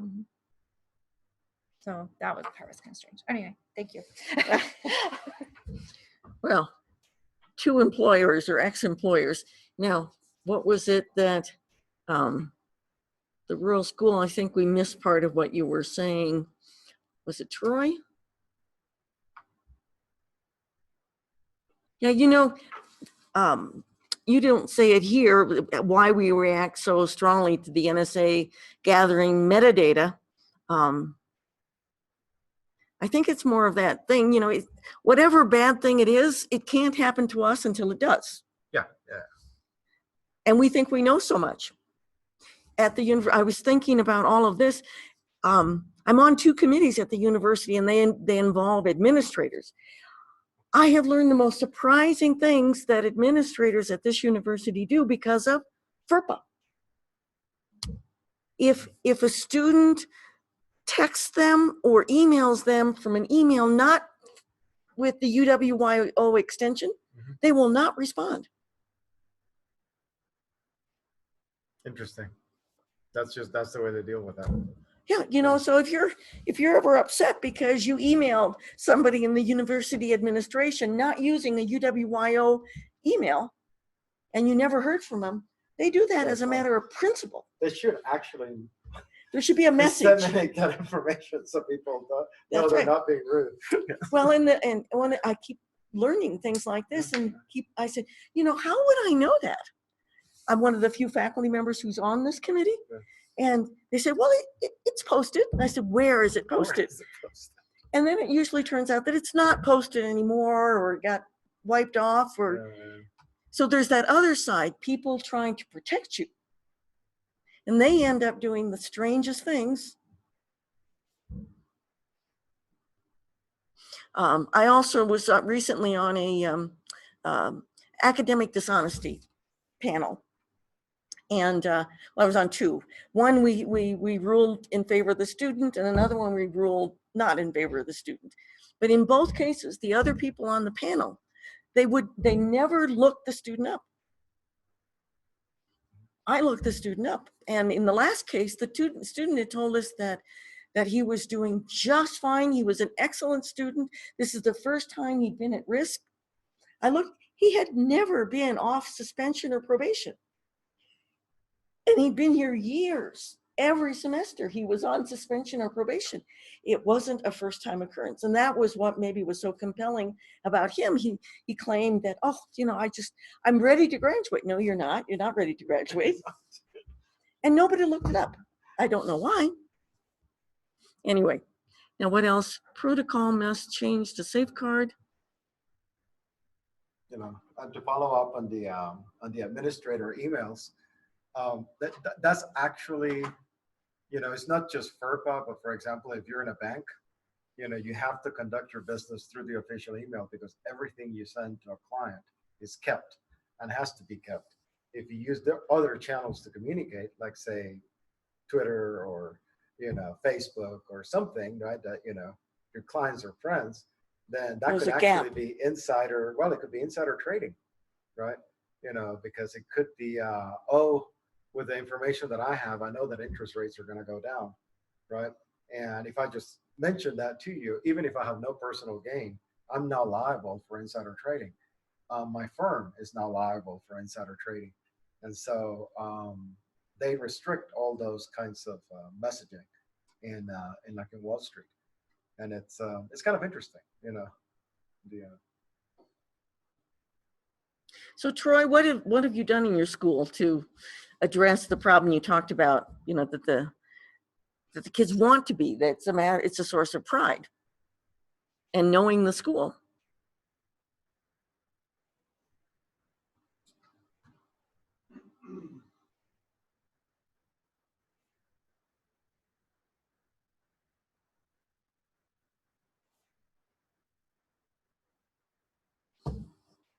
Well, while Troy is thinking of an answer, anybody else want to add something?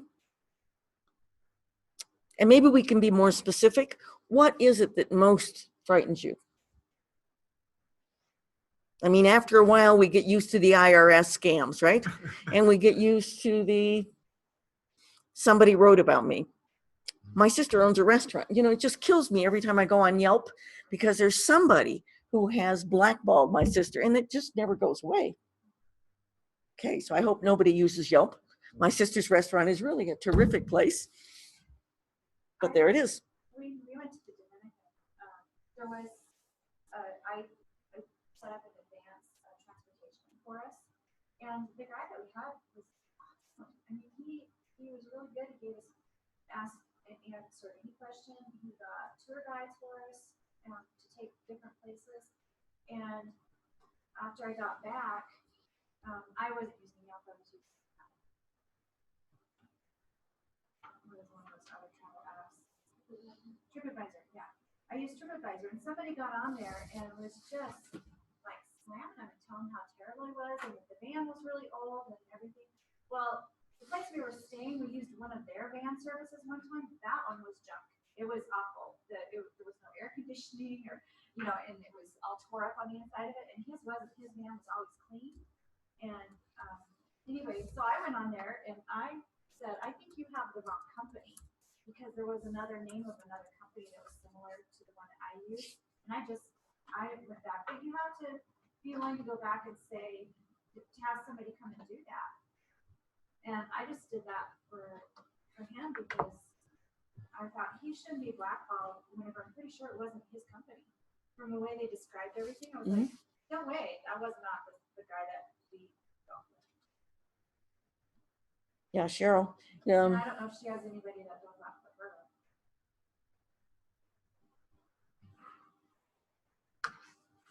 Now, I don't know how I feel about this, and it's in this bits book, but it's in one of the future chapters. So I'm bringing it up prematurely.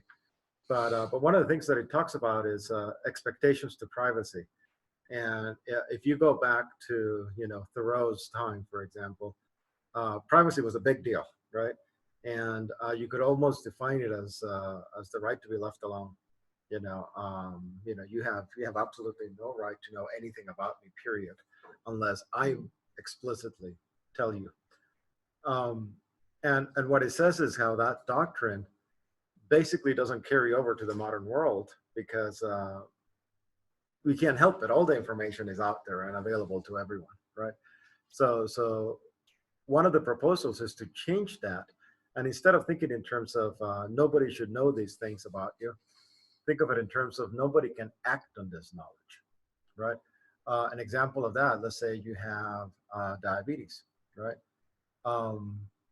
Using some statistics, you can easily say that you'll probably cost your insurance company more money than somebody who doesn't, right? Now, can they use that information and adjust your premiums, right? And you can make really reasonable arguments in both directions, right? But we could make a privacy type argument that says, well, they need to act as if they didn't know, even if they did, because we did not explicitly tell them, right? That might be a legal thing, right? And it might affect the way that we act.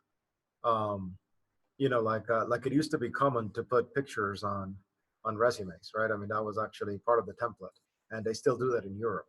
When you send a resume for a job, you have a picture of yourself. That fell out of vogue because then that picture could be used to determine your race, right? And might affect your chances. Of course, your name still is in there, right? And that can be enough information for that. And in fact, that's been done. That names that sound like the person is black tend not to get hired as often as people who don't have names like that. So that's there. But maybe the point there again is race shouldn't be private. It's there for everyone to see, quite literally. But maybe we can prevent people from using that information. I don't know. I mean, that's one of the things the book brings, and it doesn't really give me a great deal of comfort, right? But maybe that's where we have to be. It's like Dan said, how does the majority of all this, well, I guess scam kind of stuff come from India? What's in India? I mean, even like Dish or something, if I have to call, I get tech service from India. I get a lot of, what's over there? There are lots of they've started. There's a great movie about this. I'll try to remember what it is, but you've got lots of phone centers like we had here in Laramie. They just open up a phone center, and these people here, what was it? They were supposed to be helping people with Microsoft and Word. What was I've forgotten. Do you remember when we had the phone service here? It was in the old Penny's building downtown. I had lots of friends or students who worked there, and they were supposed to be answering people's questions. And I was just like, oh, wow. But you've got a lot of those in what, Bangalore? Isn't that one of the centers? And somebody can make a lot of money by just sort of having good internet access, and they set up a business in the middle of nowhere. And they then are responsible for customer service in this or that, and it's much cheaper.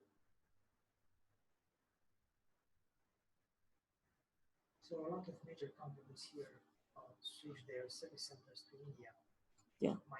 Almost all my credit cards, if not all my credit cards, maybe except American Express, they still speak English, but the others speak English. Right. So we're talking here about how, what is this about everybody? Or so often customer service is from a foreign country, in India in particular. Dan is suggesting that, they speak English. So Yeah, that's what we hear. English, but we can detect that. I think it's also related to the fact that there's a lot of programmers, very good programmers in India. There's a lot of software companies that contracted them, like Adobe does a lot of their software in India. If you look at the names of the developers, it's just Indian names. Things like this, and then these people, once they have access to the company's underpinnings and all this information, and all, they can do a lot of stuff if they go the wrong way. Oh, they can sell it, right? A friend of mine who was in cybersecurity, told me the story of consulting for the government. How do we make this top secret installation safe? And she walked in there and, of course, looked at the technology. But one of the things she noticed was that everybody who was working there was paid relatively little. So it was like, well, I know how to break into the system. All I have to do is offer money to some of these people, and boom, I'm in. So people have access to information, and that also needs to be either prevented or, and again, I don't know what the right answer to that is, but once we understand that a lot of the information about us is public in Google and semi-public in what's known as the dark web, right, where people can collect credit card numbers and sell them, and all sorts of things about all of us, then it really changes the conversation. And we have, it's like we almost can't think in terms of nobody can get this, they already have it. So now we got to think in terms of how can we live in this new world where secrets just don't exist? Here's something funny I learned when I Googled my name. I was not aware of that until Just now? last year. Oh. No, last year when we held a class, and then I Googled my name. And I learned that I'm also the king of the gypsies in Romania. Oh, excellent. Oh, I actually would like to, sponsor that perception. That would be great. Very good. We'll treat you differently, Dan, now that we know you're the king. Or the emperor or something, like one of those. I don't know if it's the emperor. Well, yeah, and if you're paying attention to the chat here, people, I think that you're mentioning things that could make a difference. You, Ruben, just said something. How do we prevent these things? Well, the IRS has a really good system for reporting fraud. They don't ask you to prove it, you just report. Now, sometimes, a person can report and another person gets killed. We've seen that with police. I have a sister-in-law who, like your husband, let's see, who wrote that about the writing to your kids? My sister-in-law lives in Tennessee, and she's been a police officer for years. Her only duty is to surf the web and try to protect people and try to figure out, who is reaching out to kids, who's offering creepy stuff. That's what she does all the time. And here's a great deal of irony. And I don't know if you'll be able to share this. This might be too geeky, but the internet was developed in places like Berkeley, developed in places like MIT, and even though it was done under the auspices of the Defense Department, right? It was actually developed by a lot of people who were, shall we say, idealistic. And some of the things that they actively, I'm not saying they didn't think of, I'm saying they actually tried to stifle, things like passwords, right? Because, this is an open medium where anybody can log in. And so, you should just be able to log in and say, hi, I'm Ruben, as opposed to, hi, I'm Ruben, and my password is this that nobody else knows, right? So the systems would just let you log in. They set it up so that when you exchanged email, it was in a format that was accessible to everybody, right? They set it up so you could send email, period, without having to pay a price, right? The HTTP, the protocol that does the web pages, totally open, right? So anybody can put anything in there. Anybody can see what you're looking at, right? And all of this stuff is just part of that culture. There's kind of a university culture that says information wants to be free, and we're all friends and we have nothing to hide. If in those meetings somebody had been a paranoid, a tinfoil hat kind of person, all of that information would have gone encrypted, because this guys knew how to set it up so that it was all encrypted. They just didn't think that was useful, right? And if we had done that, you can think things that are blatantly illegal, right? That are just terrible, that can happen now because people send information out in the open, could have been avoided. And then minor irritants like spam could have been avoided, because if you actually had to pay $1 to send an email, then maybe people would only get emails that were worth sending, right? And but it's all built into the internet, and it's part of his DNA. It's really hard to get out.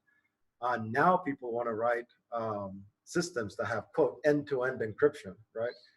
And we had the opportunity, to do it. Right now is really hard.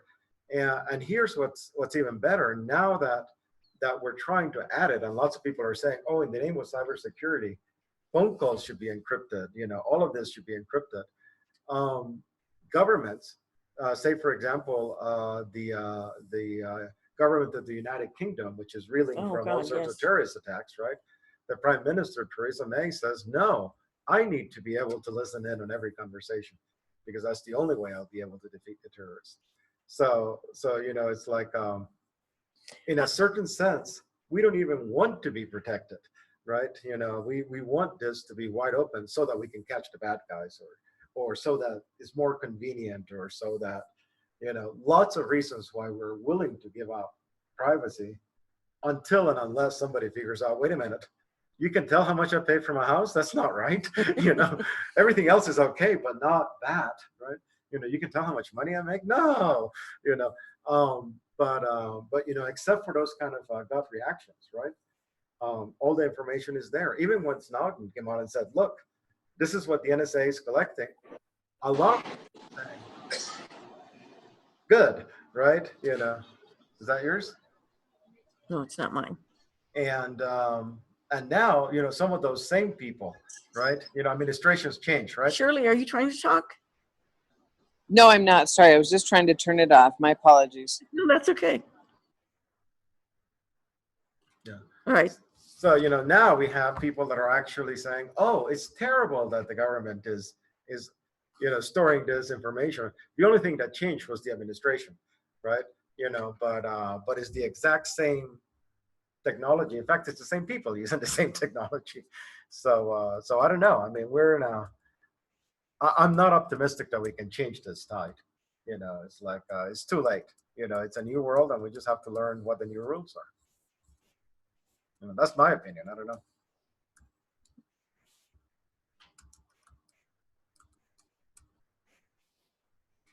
Was it Apple or Microsoft? Did they ever have to allow the government there to look into? Oh, yeah, the government wanted them to. Tablet has to do that. Oh, they didn't. They didn't, but yeah, But I think since then they've hired former employees. I was just reading that this week. Really? Yes. That's cool. Yeah. They're hiring different employees so that maybe the employees know better the system or actually know how to hack something of a private company. Well, the government wanted to get into that. It was an Apple phone that terrorists in California. Yes, exactly. And they wanted to get in, and Apple wouldn't give up the game, but then they got in somehow anyway. But they weren't very explicit about how they did it. Yeah.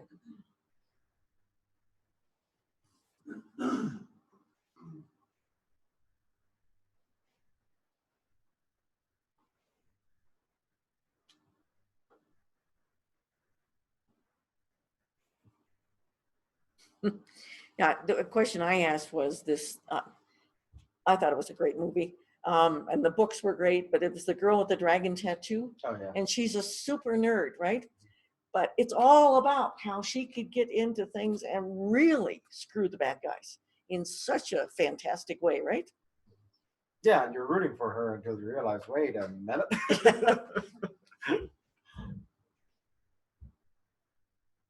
Well, we were just talking about how, you know, keeping the phones away from a kid. I have a brother-in-law, and his wife decided that she doesn't want him to speak to me or his own brother or his family. So he goes to the library whenever he can, and he's got an account there. Now, if my brother-in-law can do that, kids can do that. Mhm. Oh, yeah.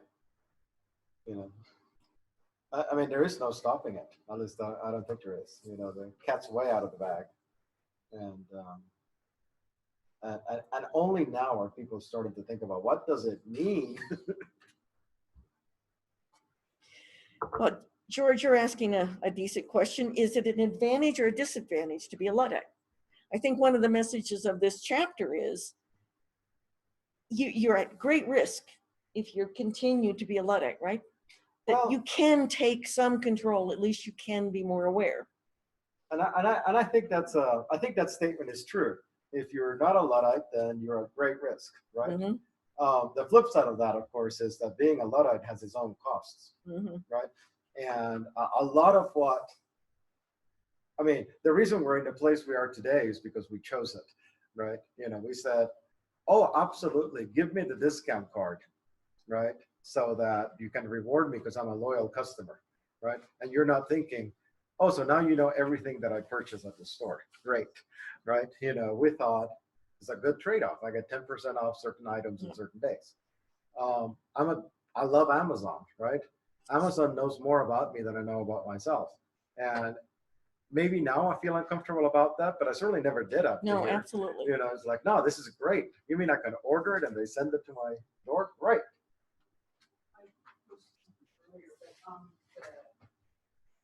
The ISP provider, the Privacy Information Act that was passed by Obama in March, that goes beyond even what Amazon knows about you, because now your ISP provider is allowed to select everywhere you're searching, every web page you click on, and it kind of goes back to that thing about diabetes. Now they are able to look at where you're clicking and then sell that information to insurance companies. Or the other use that I understand is currently being used is they are able to sell your information also to bondsmen. So, like, let's say you ever ended up in a situation where they had to make a decision about whether or not you would be let out of jail on bond or not, they can use information provided by ISP providers to make that determination. That's what I think is even more scary. There's stuff out there that we know, there's stuff out there that kids are putting out there on social media that stays with them. But what is being collected that we don't know, and that now, because of the ISP privacy law, we're not even allowed to know that they're getting it. It's what we don't know that scares me more. And the conundrum in my head is, why was there such outrage over what Snowden did?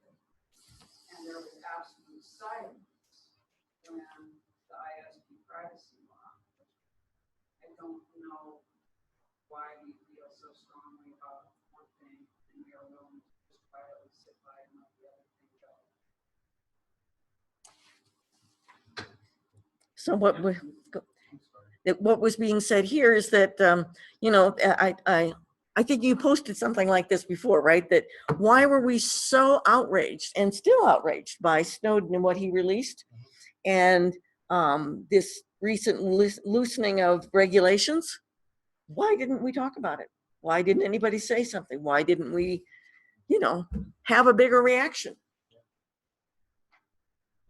We were okay with it, is the short answer.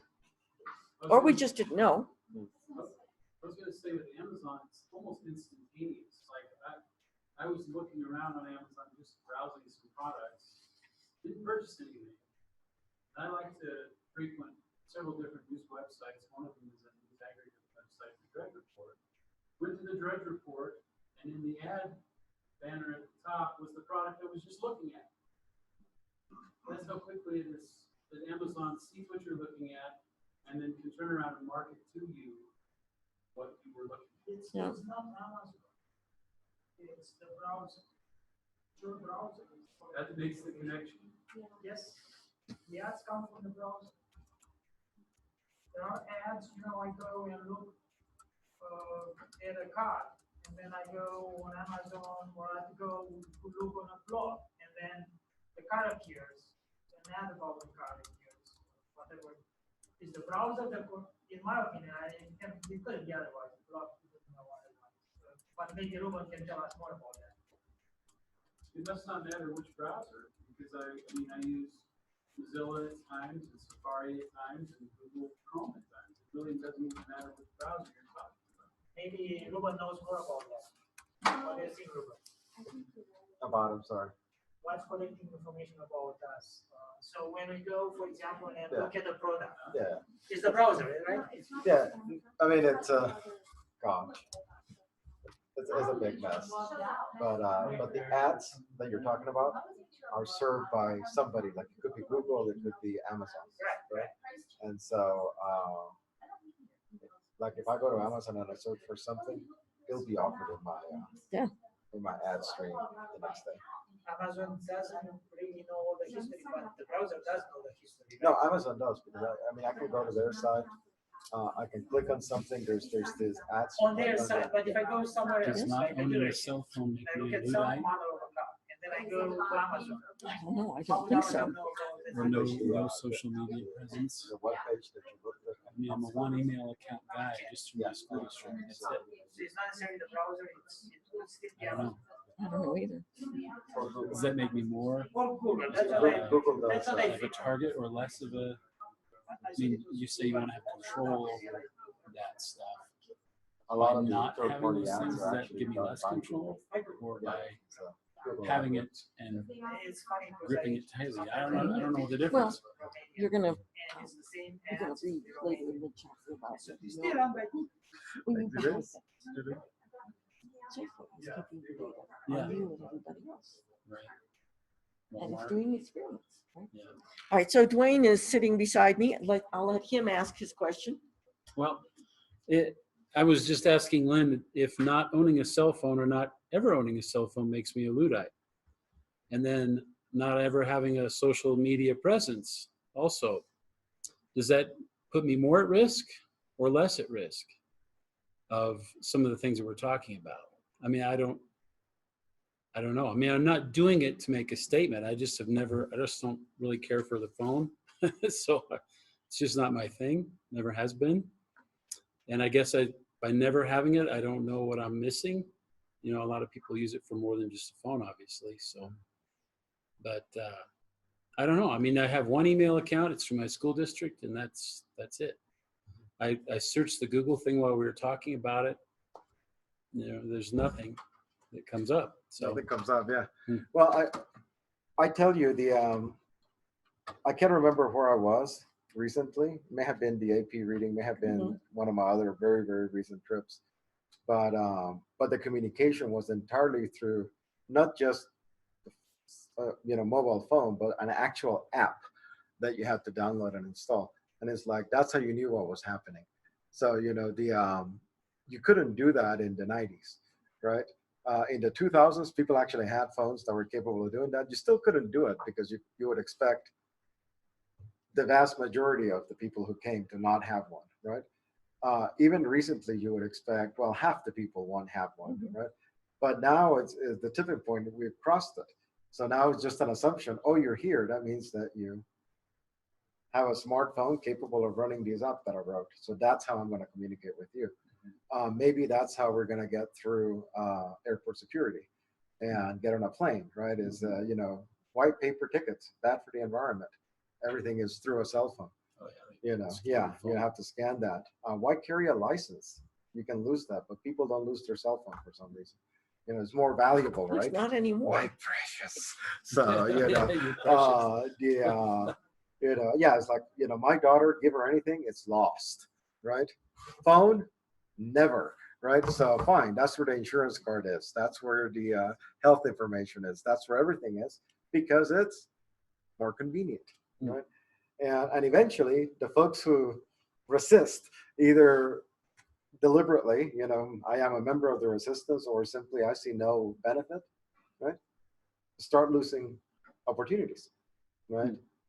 So that's that's the price of not Losing cooperating. opportunities. Yeah, you may not even know about it. Like for example, when was the last time that anybody in this country read the classified section to try to find a job? It's that's not done anymore, right? Or when was the last time that somebody advertised for a job in the classified section, right? So I had a friend who became a travel agent just at the time. yeah, just the right time. Yes, When they went. right. So she lasted in that business for, this is Peter's wife. Oh no. I mean, I had to teach her how to click and double click because she couldn't get that skill. And then within a year, she doesn't have a job. In Yeah. the age of Expedia and Yeah. Travelocity and all Yeah. that. So, but you might not even hear about it. Oh, there's an opportunity to be the head of the department at this fancy school that pays lots of money and treats teachers really well, but only if you can get it through your cell phone. Because we know that everybody has one, so that's where we advertise, right? Now I'm not saying we're quite there yet, but I can see that, right? Yeah. Oh yeah. More people have them than don't, for sure. And by the way, our government is almost doing it. There are governments in Europe that are ahead of this trend. One of the things I saw on the chat was about even using cash doesn't keep you off the grid anymore.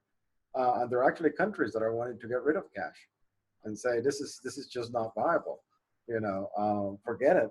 Pay with the phone or pay with a credit card. Well, the book mentions that the idea of putting one of those little just those little markers in the cash. So anytime you use it, it shows up, right? Yeah, right. Somebody can, So it's no longer anonymous, right? right? And that's because apparently we think that we should know what everybody else is purchasing. Was it FSID or something like that? It was a little chip that is active. It's like Yeah, what we use- RFID. Yeah, it shows up like on the toll markers and stuff. Yeah. And the book this book came out in 2001, 7 or 8. I mean, they talk about what's happening in 2007. Yeah, it's 10 years old already. Now, Ruben pointed out there's a new edition in the works. Yes, there's actually a new version of this book, newbitsbook.com. Is it available? Yeah, there's only 3 chapters out. But, okay.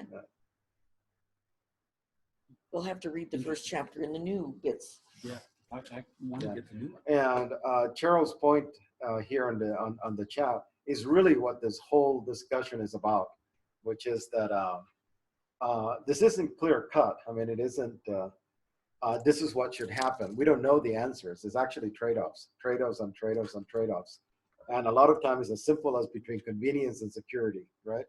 And that's the trade-off as old as this country anyway. And here we are. I mean, it really is a double-edged sword. And we have to think about it differently, because when you look instead at just the individual incidents, right, then it's so easy to see what should be the right answer in each incident. But it's only when you take them all as a whole that you go, wait a minute. Yeah.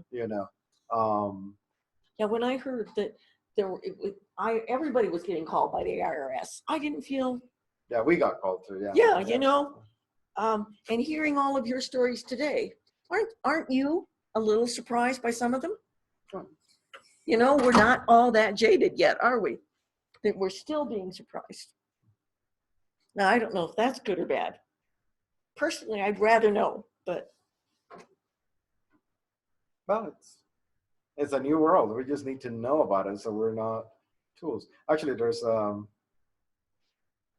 I can't remember the name of the video, but it's a video that I usually play when I'm teaching the honors class. I teach an honors class that's related to this topic, and I'll post a link to it, okay, or at least I'll give it to you to post in here.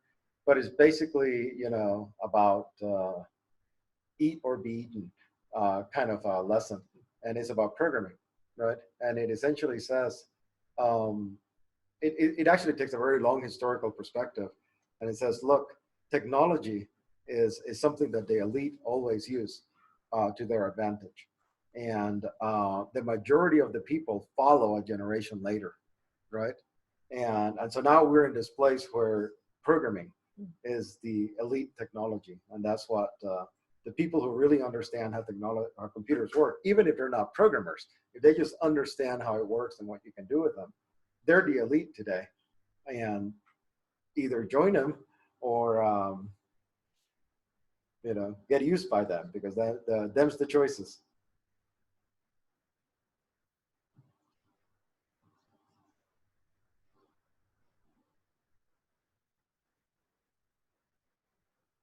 Yeah, I'll second Carla's suggestion. I mean, absolutely. This is one of the reasons that we've had kind of a discussion here, is because it does affect all of us. And even without preparation, we have something to offer as to what happened. It's like, oh yeah, this happened to me, this happened to my brother-in-law, this happened to this. We've all affected. If you actually start preparing by digging what's happening to other people, you can be really shocked. The one thing I keep thinking about is that I'm glad in one way that I'm as old as I am. I was a juvenile delinquent in high school, and the records were supposed to be buried. I bet you they really did get buried. I'm betting that Literally, yeah. Literally, those papers never made it out of my probation officer's office. If it had been today, I don't know if that would be common knowledge. Well, now you know, and you can tell anybody, but. Yeah, I'm posting it on Facebook right now. Yeah, and the flip side of that is, I mean, I don't know what you did, and I don't want to know, but let's say that you did something that is so obvious that I will be worried about my kids being in contact with that, right? Do I have a right to know? And there was this lady, I don't know if it was in Canada, I believe. Tell the rest of the story. Huh? Keep going. I don't know. Do you know the one I'm trying to? I don't know. Okay. Well, she's, I think it was in Canada, but she committed, I want to even say that it was murder, together with her boyfriend, husband, not sure. And for some reason, she got a fairly light sentence. He was, they threw the book at him. So he's still in prison. She's gotten out. And let's say she's reformed, okay? She now volunteers at one of the local schools, which is actually where her children go. And it came out, as it always does, that, her crime was actually related to children. And so it's like, why is this person, out of school where she has access to all these children, right? And okay, you can play both sides of it, right? You can play this person paid her debt to society. Why are we preventing them from volunteering, right? And wait a minute, this person, abused a child at one time. Why is my child spending time with her, right? So, those are, I don't want to say delicate issues, but, there are certainly issues that we don't think about very often. And when we do, we're on one side or the other. And so it's very easy to fall into traps, right? Like I believe, I'm pretty sure she's married now. So she might be thinking, hey, I mean, her husband might be thinking that's a long time ago, right? She was a different person then, give it a rest, people, right? The parents at that school have that happened only yesterday, so to speak, perspective. It makes me think of something I heard. There was a news article on PBS. I usually get those a day late because I use a Roku box. I don't have a channel anymore. But it was about a transgender person who taught middle school or elementary school. And he talked about, how much prejudice he came up against. And he would be one gender at work and another gender at home.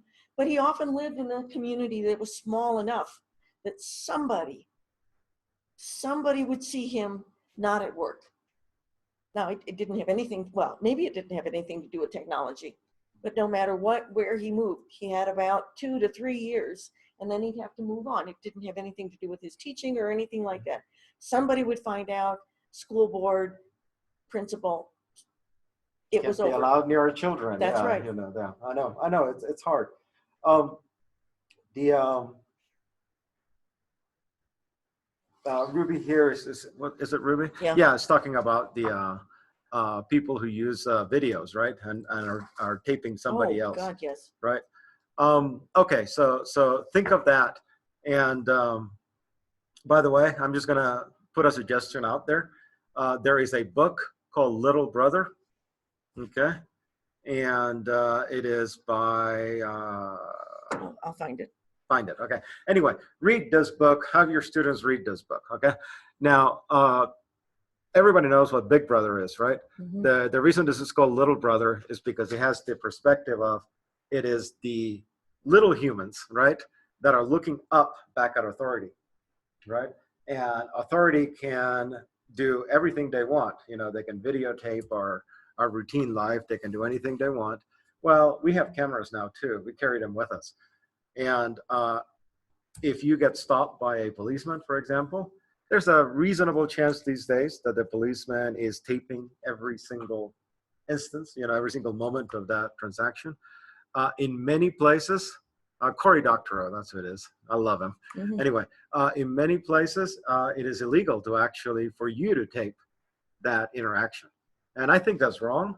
You know, I mean, and this is one of those places that I kind of feel actually, if we all walking around with, you know, the Google glasses that are taping everything that we're seeing, then that would actually help things like police brutality, right? Because, you know, if nobody's looking at me and I know, because, you know, I know that this person is just a horrible person, you know, they probably committed 10 crimes and Even are if they just didn't trying do to get this away one. with it, right? Then I might be a little rough when I'm arresting them simply because I know it's right. Okay.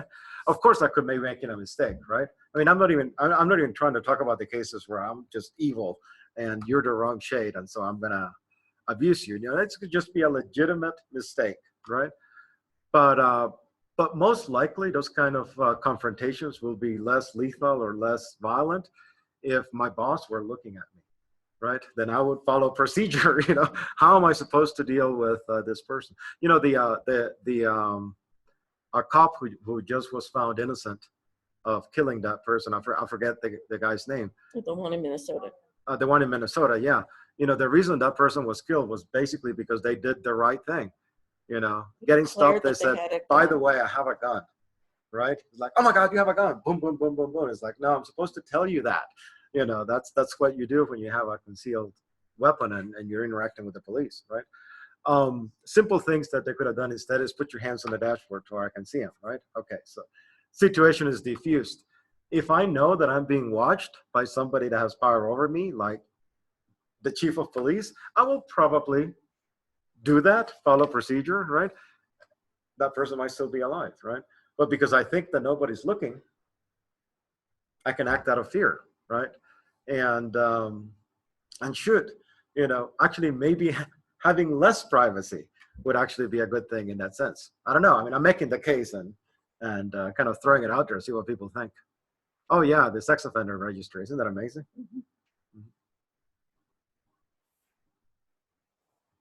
I was going to ask earlier, I gathered that London, at least downtown London, has cameras everywhere. Yes. Do you know of any other city or place that has as many? As many, no. London is special. They really made the commitment. And I don't know the statistics. It would be worth looking into to determine whether crime has been reduced or not, right? You know, part of the problem, by the way, going back to data, right, is, okay, let's say that we have cameras in every street corner. So now I can actually tell everything that's going on. I don't have somebody watching those cameras at all times. I can't afford that, right? You haven't watched A Person of Interest. Oh yeah, well, there's that, yes. But you know, the bad guys can be reasonably confident that they have a high probability of being able to commit a crime in front of a camera and get away with it because there's actually nobody watching the other side, right? And you know, now if you commit a significant crime, shall we say, you know, like blowing up the market, then all of a sudden they'll devote the resources and it'll be like, okay, we found you, right? We can start tracking you down. But pickpocketing,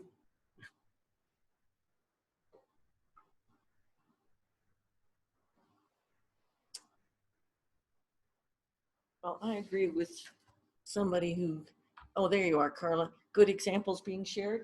I want to thank you all. That was the best discussion I've had on this subject, I think. Let me just ask one more question. Could you have this discussion in your classroom?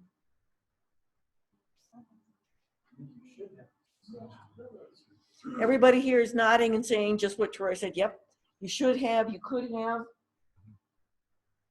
and it fits perfectly in AP Computer Science principles. You know, I mean, it's the kind of stuff that you want people to understand. It's the kind of stuff that you want people to think about, Yeah. right? And I can share this with you.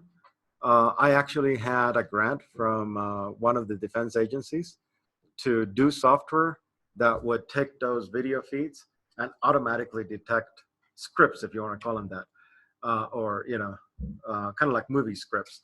So I see this scenario where somebody walks in, they're carrying a briefcase, they sit down, they walk away, they left the briefcase, right? And it's a robot looking at that off of the video feed and then highlighting that so that a real human person can then look at it and go, absolutely, shut down the airport. Okay, so you're filtering so that a human can actually come in. Yeah, and so then you could actually do that in London. I don't know what the state of the art is in that because they decided that that needed to be classified, and I don't have a classified clearance, so they unceremoniously took me off the team.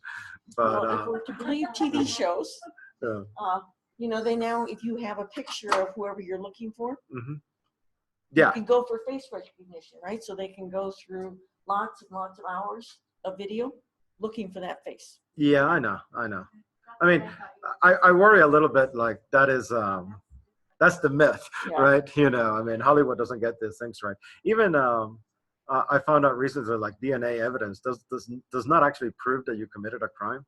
The only thing that it can do is disprove it, right? So when you listen to somebody, the expert giving the evidence, they actually say that it is consistent with, as opposed to, yes, this is your DNA. But if you watch TV, it's like, my God, if you enter the room, your DNA somehow transfers to this and they spot you, even if the police have never seen you. Now, George is bringing up a point that I had in mind when I asked the question. He's saying that the conversation could be very different with 5th versus 11th graders. Oh, absolutely, right? But never underestimate 5th graders. They know more than they let on. In fact, their fear might be that they'll start finding out what they're doing. Well, but again, it's that double-edged sword. If they find out that everybody's doing these things, then maybe the shame is mitigated. The shame goes away, I mean, just think of what used to be considered unspeakable. Yeah. 100 years ago. It's like, my God, having a child out of wedlock, you have to move, right? Today is like, oh, good for you. When are you due, right? All right. So should we wrap this up? Yes. Yep. Let's take a short break, 10 minutes. 10 minutes is good. And then we'll look at the code, I think is what we want to do after this. Okay.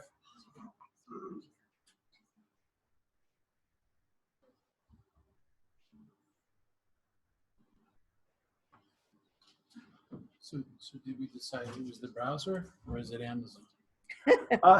So ultimately it's Amazon. And what's happening is when you get a web page, it is actually like a tapestry. There's lots of different things that you're looking at, only some of which is the content that you went there for. Right. And the rest of it can actually be served by Amazon or by Google or by some third-party network. And if you go to Amazon and you look for TVs, all of a sudden TVs start showing up in those ads because Amazon's serving them. Yeah. If you go to right now, everybody's offering. Like I said, it's instantaneous. Like I can do that, Absolutely. go and it's boom, it's already there. Absolutely, it doesn't take. I mean, it used to take time. It no longer does. No, not at all. And the two big vendors are, well, the biggest vendor of all is Google, right? So, and by the way, you don't have to use Google for them to know that you're looking for something, because they're serving you those ads. If you click on one of those, then that reinforces that, oh yes, you are interested in this kind of thing. And even the web pages that you go to, the web pages tell Google people who come here are interested in these things. So just by visiting in them, they're going, ah, so you like this. And I had a friend who came here. He was a CTO of Yahoo, back when Yahoo was something. And he did their artificial intelligence to filter the newsfeed. It says they knew what you liked. So they could actually choose the articles. Well, the more you use it, the click. better it gets at knowing what you like, right? And it sees patterns and connects the dots. And every time they showed you something, right? You know, when you go to Yahoo News, it was like a vote. That's the way they thought of it. Is here are these articles you can vote for. If you clicked on them, you were voting yes. If you didn't click on them, So you were even voting in no. Amazon, it gives you the option to eventually like delete your browsing history. That doesn't go away, right? I mean, they don't forget what you looked at. They don't forget anything. I can go to Amazon on this computer where I'm logged into Amazon, put some things in my list, go to a different computer, and then go, oh, I forgot to log in, and log in. You're already there. I'm already there. I got all my stuff. That's scary. I don't know. It's the new world. Remember that movie Enemy of the State? Did you ever see that? I did, but I don't Will- remember a thing about it. Remember it was Will Smith? Yeah, that's the only thing I That remember. was probably 10, 12 years ago. Maybe longer, yeah. The enemy, the bad guy, was the NSA, right? They had Of course. and he was just an attorney. He wasn't in the NSA or anything. But the whole caper starts with a friend of his from school that he wasn't even in contact with anymore. He was a biologist, and he had one of those wildlife activated cameras. And it was videotaping like geese at the local pond or whatever in DC. The NSA just happened to be knocking off a political foe in the background I don't remember. of the any wildlife of it. camera. Oh, And so then you're important. his buddy, when he realized what he had, he's looking at his wildlife tracking, and he sees this and he sees the news like, oh crap, I got this on camera. What do I do with it? And then immediately they were online because he was online. So where is that? So he has to do some videos.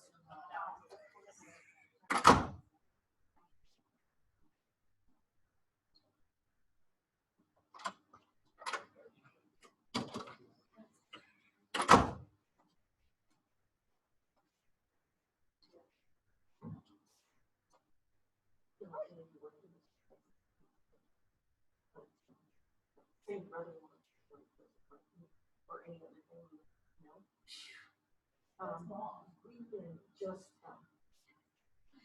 well, I have a niece and a nephew who live with his family, and they've never met.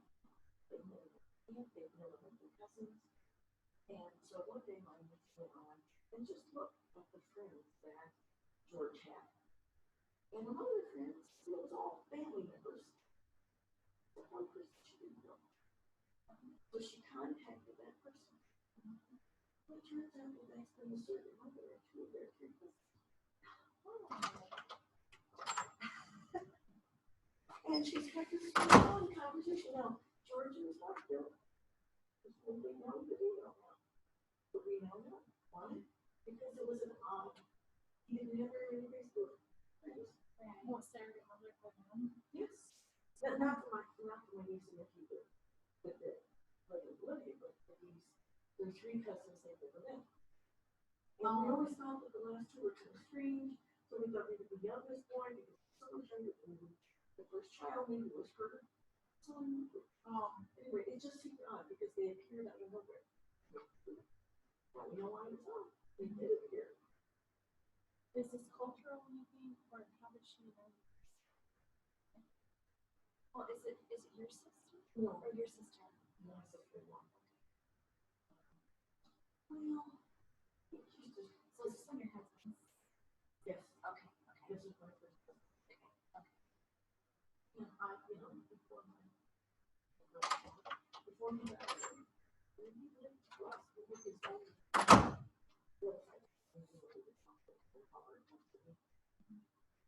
That was the social. And then he wrote it down. Then he asked me to help him. At one point, he called her to help him, to tell her that he wasn't a Christian. Oh, was that her line? No, it was not. It was physical. Right? He actually called him. Lord George is dealing with this, and he really wants to help. And he wants to help so badly that he does, you know, 2 years. yeah. And then she decided that I had too much control over it. I don't know if that's the real reason. But we'll talk to your brother. Well, that's what gets me. It would be one thing to say, not you, but not let it happen. Remember that thought. And that's like, what's in control, like abuse. I mean, that is a type of abuse, is controlling who people are canceled. Was it okay when you went?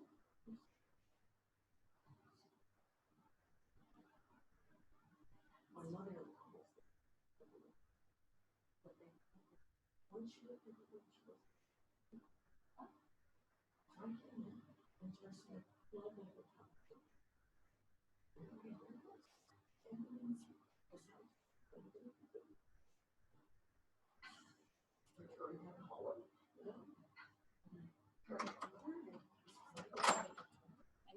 Felt like I walked away Yeah. with, even when I left the house.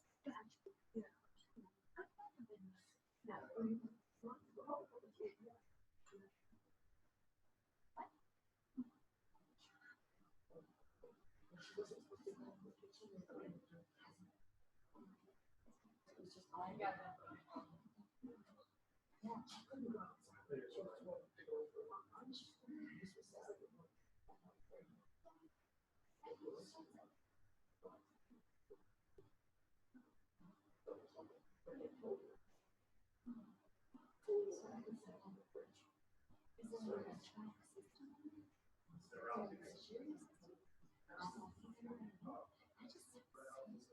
Weird. That's the control point. When I'm there, it's the fight too. Oh, it's Oh, gosh. You just make sure she's probably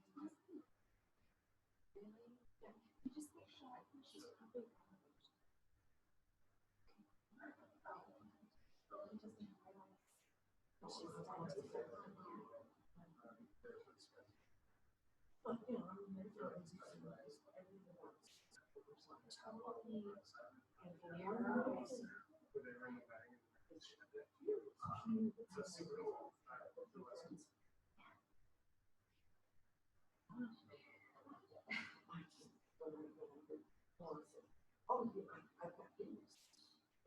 She's texting me. I said, what? Finding out about Christmas.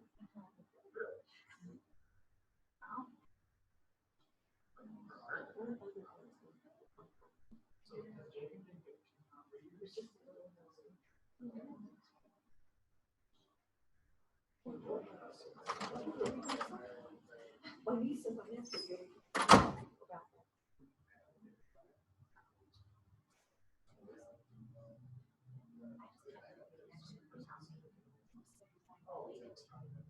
stayed at X's house for sure. You know, and then they keep finding you. Yeah.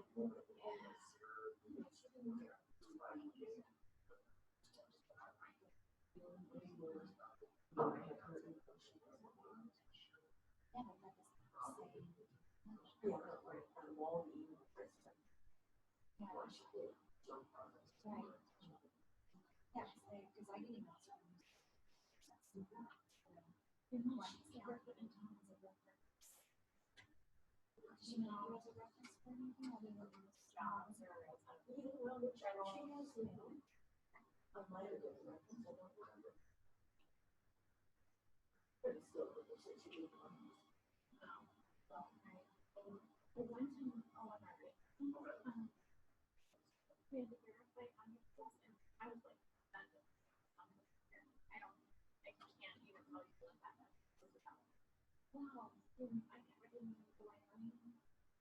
stayed at my girlfriend's house and just came and looked around.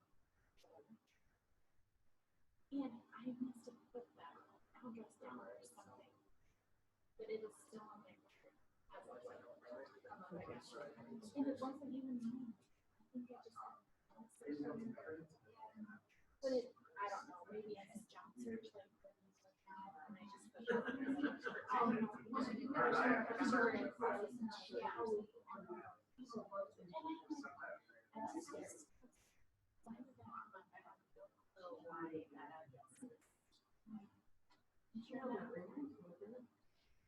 I went to visit friends who lived in Texas. One of the things was I needed a driver, and I wanted a driver's license. I was dating a girl, and it took months to get an appointment. So it was really hard. Anyway, so I decided to visit them in Texas to give me a driving test. They received me with me just because I registered, but they didn't need it. And that is political information. I think that's, yeah. And then I forgot, I mean, seriously, I have no clue. I don't know. And then things you want to know about yourself. Oh, God. You can't get, okay, so like I have, Wyoming has a registry of people who have like the pollution revenue. And they have this account that it's in, they have my money and give me my money back. Wait, I need to find that out. It, when I find out it's where I start the exemption. Oh, they just, but it's, there's a website. I got it once, and then it finished. My mother-in-law called me up, and she said, and they don't put your name on the list unless you have like $2 or more. I don't even know what it's for. No. Okay, what's it called?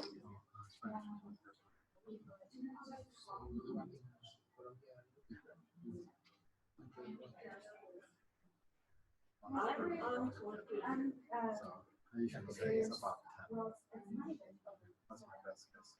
Or it's abandoned money, abandoned accounts.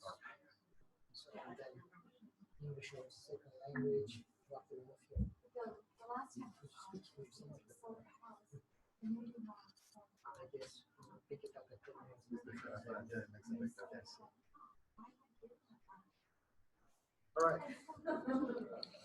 All right, so So at least on life. you What are we want gonna to do? just start with difficulties that people have? Sure. Okay, so let's start by just opening it up to difficulties. And I almost want to say logistical difficulties, things that stumbled you before we got to the coding part, okay? And we want to know about those so we can solve those fairly quickly. But we also want to know about them because we should know in the future. 'Cause Well, yeah, it happens exactly. once, it's going to happen again. Many times, yes. You want to tell us?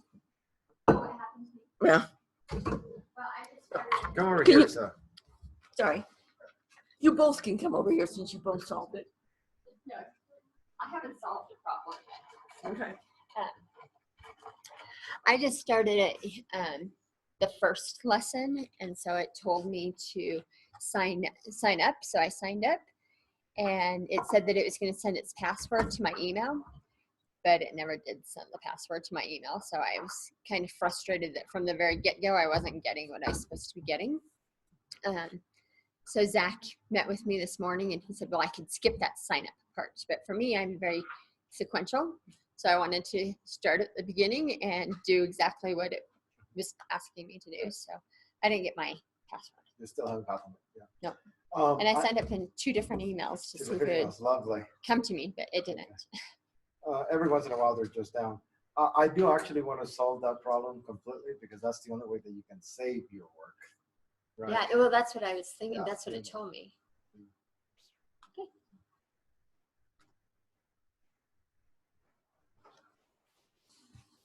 Perfect example, right?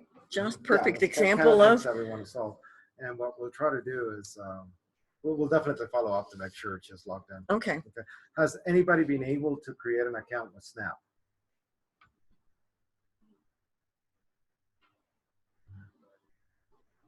Okay, Carla did.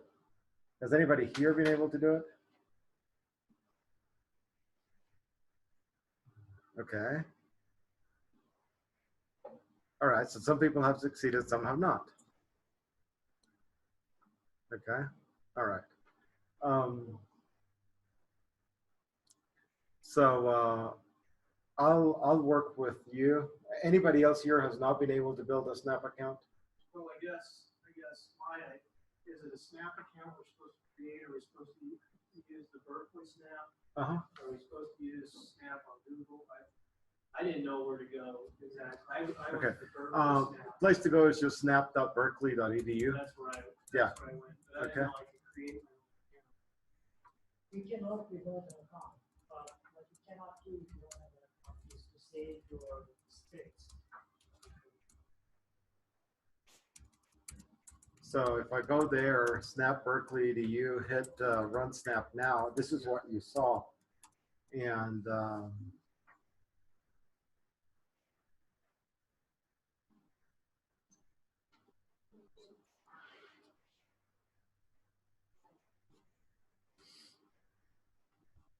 we go. All right, thank you, Jim. I think that's more right than wrong, and maybe we should have said you should do one again because it would be at least somewhat familiar. So what are you doing? You're making an account for yourself? Well, first of all, I'm just trying to log in. See Okay. see if, every once in a while their servers go down, so it's possible that that's going on. Okay, so I'm connected. So. What is the name of this? You know, I've been wondering that. There's got to be an annotation. Must have some software that lets you annotate the screen. No, I know it's everywhere. There's a pencil when you have your script and you're changing your script, you can draw. Maybe it's from then. no, it was before Snap. Sign up. Okay. Username. Get signed up.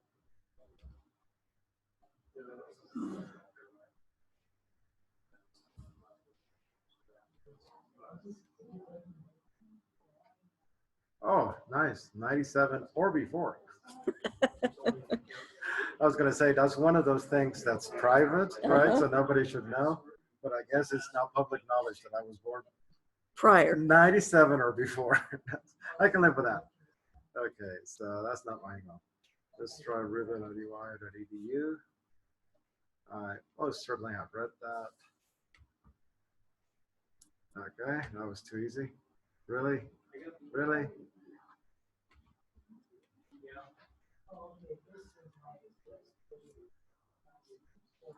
What if I can do this? That's why. Yeah, it goes to the Snap of the junk sometimes.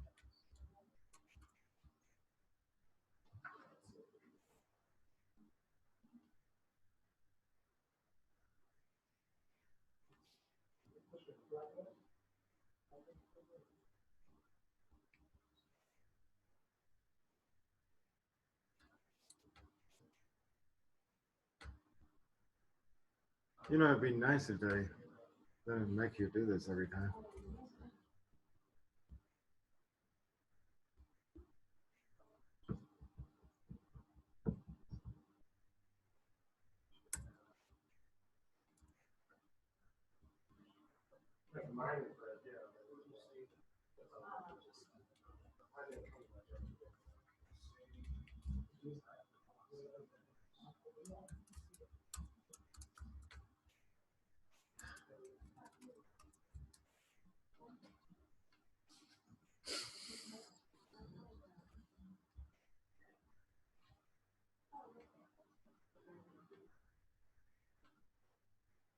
So then passwords for links can also end up in the spam folder, right?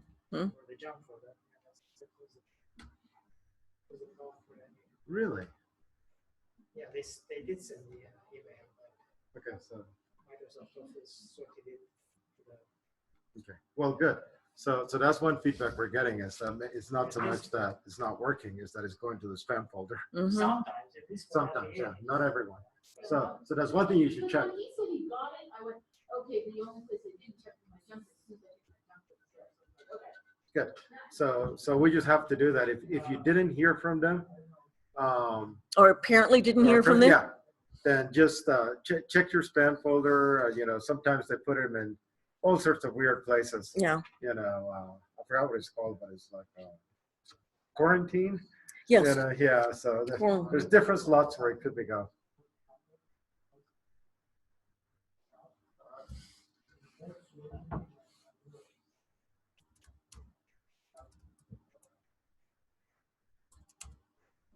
To answer one of the questions, and I don't know if it's directed to us or to Carla, but yes, I do want to share the snap lessons because I want to be able to get to them.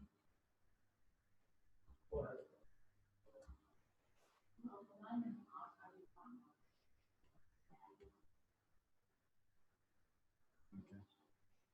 And to do that, I'm just going to build the square program.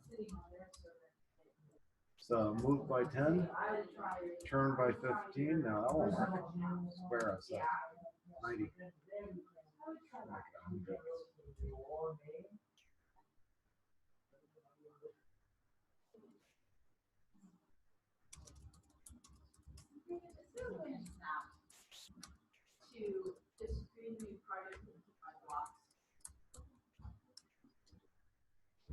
Hang on.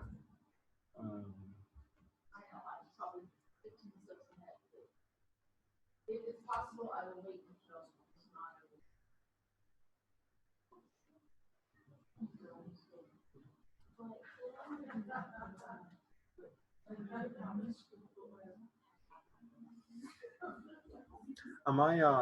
My screen's being shared, right? mm-hmm. Not yours then? Okay. So if you can see my screen, I just built a really quick program that does nothing. It's just a square, right?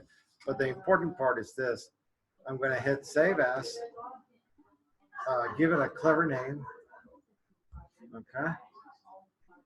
And then I'm going to hit Share.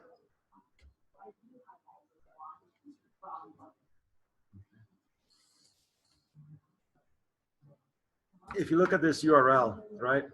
The URL is just snap/snap.html. That is a generic URL, which means that if you go to that URL, you will simply get Snap. You won't get anything fancy, okay? So, so let's go back to this. Save as, half square. I can look at it here, right? Okay. And I'll have you see the difference between this one, which is bolded, L4 house, which is bolded, Elijah, which is bolded, and square, which is not bolded. Okay. That means that it's not shared, even though I hit it. Okay. You know, this happens. All right. So let's try it again. I'll hit share. Do I want to publish it? Yes. Okay. Yeah. So now it's actually giving me feedback that it was shared. Okay. And yes, I'm quite sure that I want to do that. Now, look at this URL. Notice that now it's actually not generic. It says in your account. Username is Ruben Gamboa. The project name is Square. So you can take this URL and give it to us, and then we'll be able to look at your program. Okay, and we can give you feedback. We can actually, see how you're doing, see where you need help, and this works. If you're here, then I can just walk over to your desk and help you. If you're remote, then this is the way that that I can help you. Is you share your project with me, and or with all of us actually. And with all of us, yeah. It's actually shared with everyone. What you do is you give us the URL, right? That's how we know that it exists. Okay, and so that's what I want you to do for like the assignments is save them, and then send us the link. Okay, so we can do that. Send us the link better than just that because we'll be inundated with links. Yeah, what I really want to do, Mm-hmm. and in fact, hold off until this happens. We should have wire courses for everyone by tomorrow. We might even have it today. And then you can just submit it to wire courses. And I'll show you how to do that tomorrow. And that will be our mechanism for submitting. I didn't even check wire courses. Let me check it now.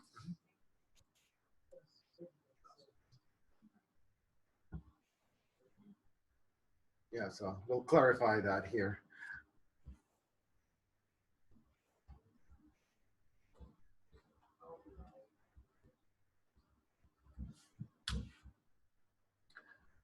Okay, so I think that's logistics. we can log on. Okay, I talked about how to save projects in a way that that we can Okay. see them. We had one So- case of it's not in her spam folder. Did you see that? No, I did not.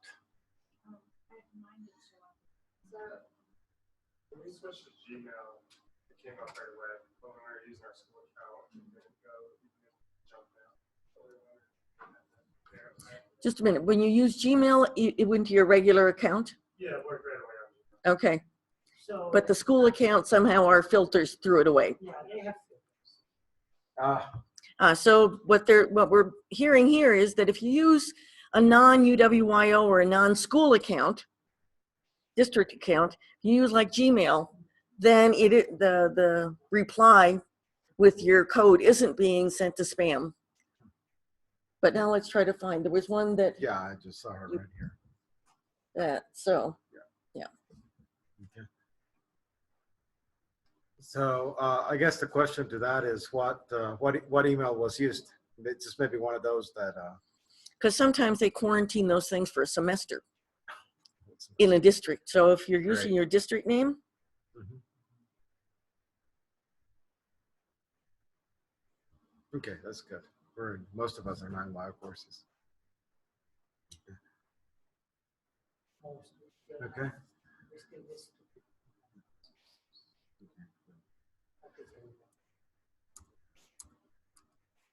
So how many people don't have a Snap account? So 2 here. Okay, 3, 4. Okay.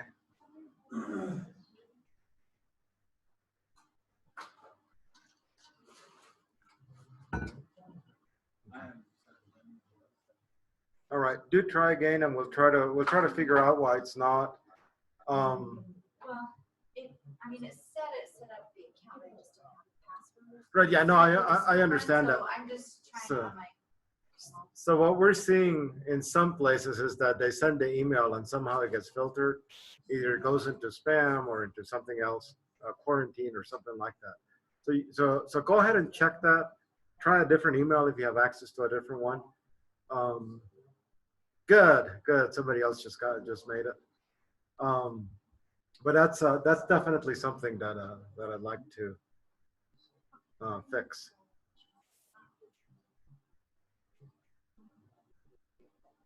all right, so there are,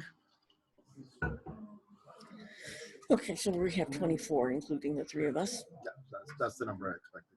Yeah.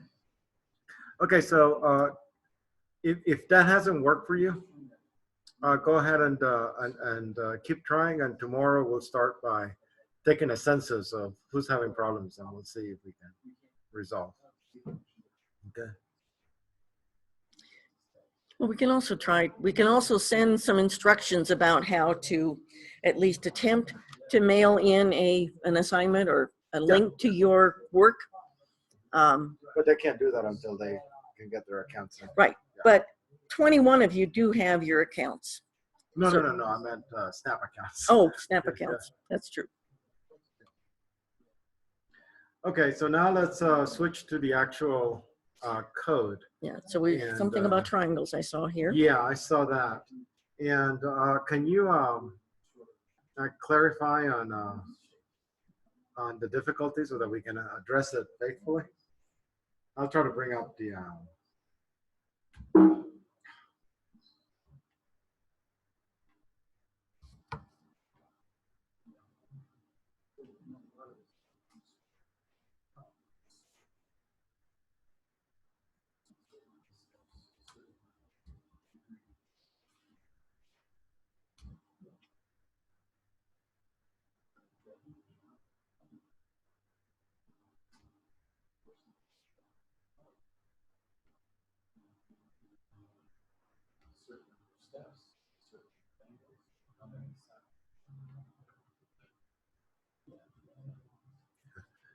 Is this the one we're talking about?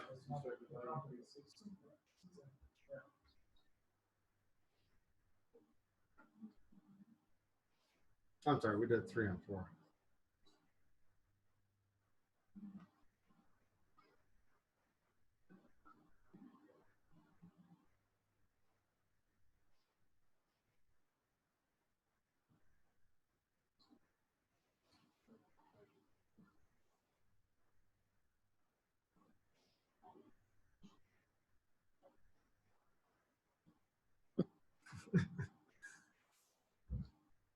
No, it's lab 3. Did you go to lab 3 Yeah, now? that's Okay, what sorry. I'm looking at. I think this is what we were adding the triangle to the top. Okay, so so the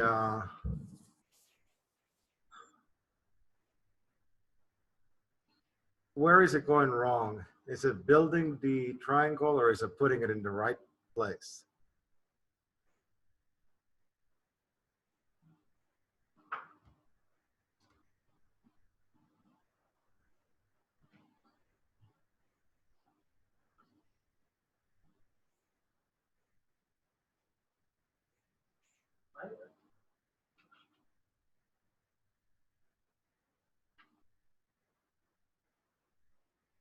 Okay. So let me make a block.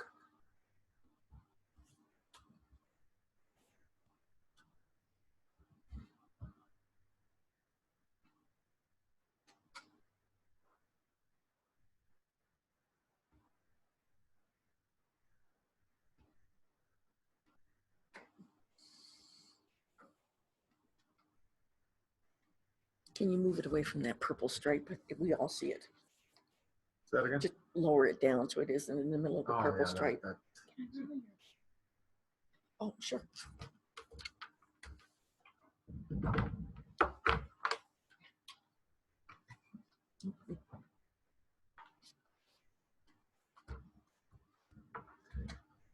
Okay, so I have this, and the way that I define square is that it's going to go here. And actually, let me look at the definition to make sure which way I did it. Okay, so it's starting here. Notice the direction of the turtle, right? You know, I'm pointing due east. I will move 100 steps, and then I will turn, right? And it looks like I am turning, how to describe Clockwise. that? Clockwise. Thank you. That's the word I want. So it's actually going to start going down, right? So it will go down and go this way and go up here, and then it will turn one last time. It'll actually turn 4 times. So it will end up at this same location, okay? So, so let's go ahead and run that. Boom, okay? And you notice that the square is below me, right? Now, the reason I'm emphasizing that is because what you really need to know, right, is where is the turtle after it draws the square, okay? So the way that I drew it, and that was just, I had a 50-50 chance, okay? The turtle ends at the top, okay? If I'd done the other way, then the turtle would have ended up at the bottom, all right?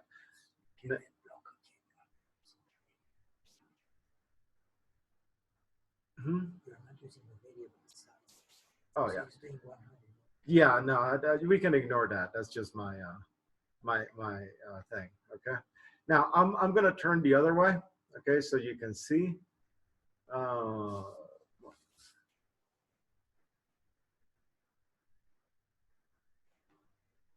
And the reason is because this is that, oh, no, don't do that. This is actually the harder way, okay? So let me clear this. I like to just drag things that I can click on. And let's do it again. So notice now that because I'm turning the other way, that I'm actually ending at the bottom, okay? The reason I was simply emphasizing that is because it really doesn't matter where I end as long as I know where it is. Mm-hmm. I need to draw the triangle. I need to be up here in order to draw the triangle, and that'll work, okay? So what I'm going to need to do now is move there, okay, to do that. And so let's try that. I don't want to leave a trail when I move there, so I'm going to put pen down. I'm sorry, pen up. And I want to go up. So I need to turn and 90 degrees. I think they'll make me go straight up, okay? And then I need to move by 100 steps because that's the side of the square. And when I get there, again, it doesn't matter which way I'm pointing as long as I know which way it is. But I'm going to set it up so that it's always in the same direction. So basically, I'm going to undo this one. See, here I turn 90 degrees in this direction, but I'm going to turn 90 degrees in the other direction. So I'll be exactly what I am here, right? That's how I think. I may be wrong. I may have a bug. In fact, I often do. So to make sure I'm good, I'll just run that much. Okay. All right. So this time I drew the square and I moved to that corner. So now what's left to do is to draw a triangle starting at that position and in that direction. Okay. So let's try to do that. Let's build a block to make a triangle. I'll move it out of there. So triangle of size, and got an input name just so I can type in the size of that. You don't have to do that. The instructions are kind of vague. They say of the same size as the triangles, I mean as the square, so you can code that in, okay? But let's just do this. So what am I gonna have to do? It's gonna be similar to the square. I'm gonna move and then turn and move and turn and move and turn, right? So I need to do that 3 times. So let's do the easy part. We need to do something 3 times, so repeat 3, okay? The set that they gave you actually talked about the for loop, and so you could use a for loop there to go 3 times. I haven't loaded it, so I'll just do repeat 3. But then what I have to do is move and 100 steps, okay, because that's the length of it. And again, I'm doing the easy part, and now I have to turn. Okay, so I'm gonna be here facing that way. Which way do I wanna turn? Counterclockwise, so that my triangle goes up. So that would be this guy. I'll click the wrong one because I like mistakes. Mistakes usually don't kill you. So let's just go with this. And equilateral triangle, well, that's obviously 60 degrees. So let's go with that, okay? So, okay, so let's try it. And by the way, this could be wrong. I don't really care because we can fix it, okay? One mistake that I was about to make, notice that the pen is up. I actually need to put the pen down, otherwise I won't be able to see what it did. Okay, so let's put the pen down. We'll do this. I'm gonna put the clear as part of this because I always just wanna run it on clear first. Okay, that is fascinating, right? Certainly not what I was planning on doing. Shoot, I don't understand what went wrong. So let me fix one thing, and that is this. It keeps moving, right? So I actually want it to just always start from the same place. So I'll use this go to, okay? Go to 0, 0. That way I can control where it starts. Let's see. Okay, very nice. Okay.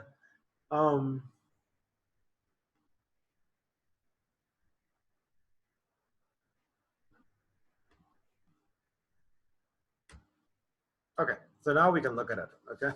So let's see what happens. We know that I was there, right? Looking in this direction. I was looking due east.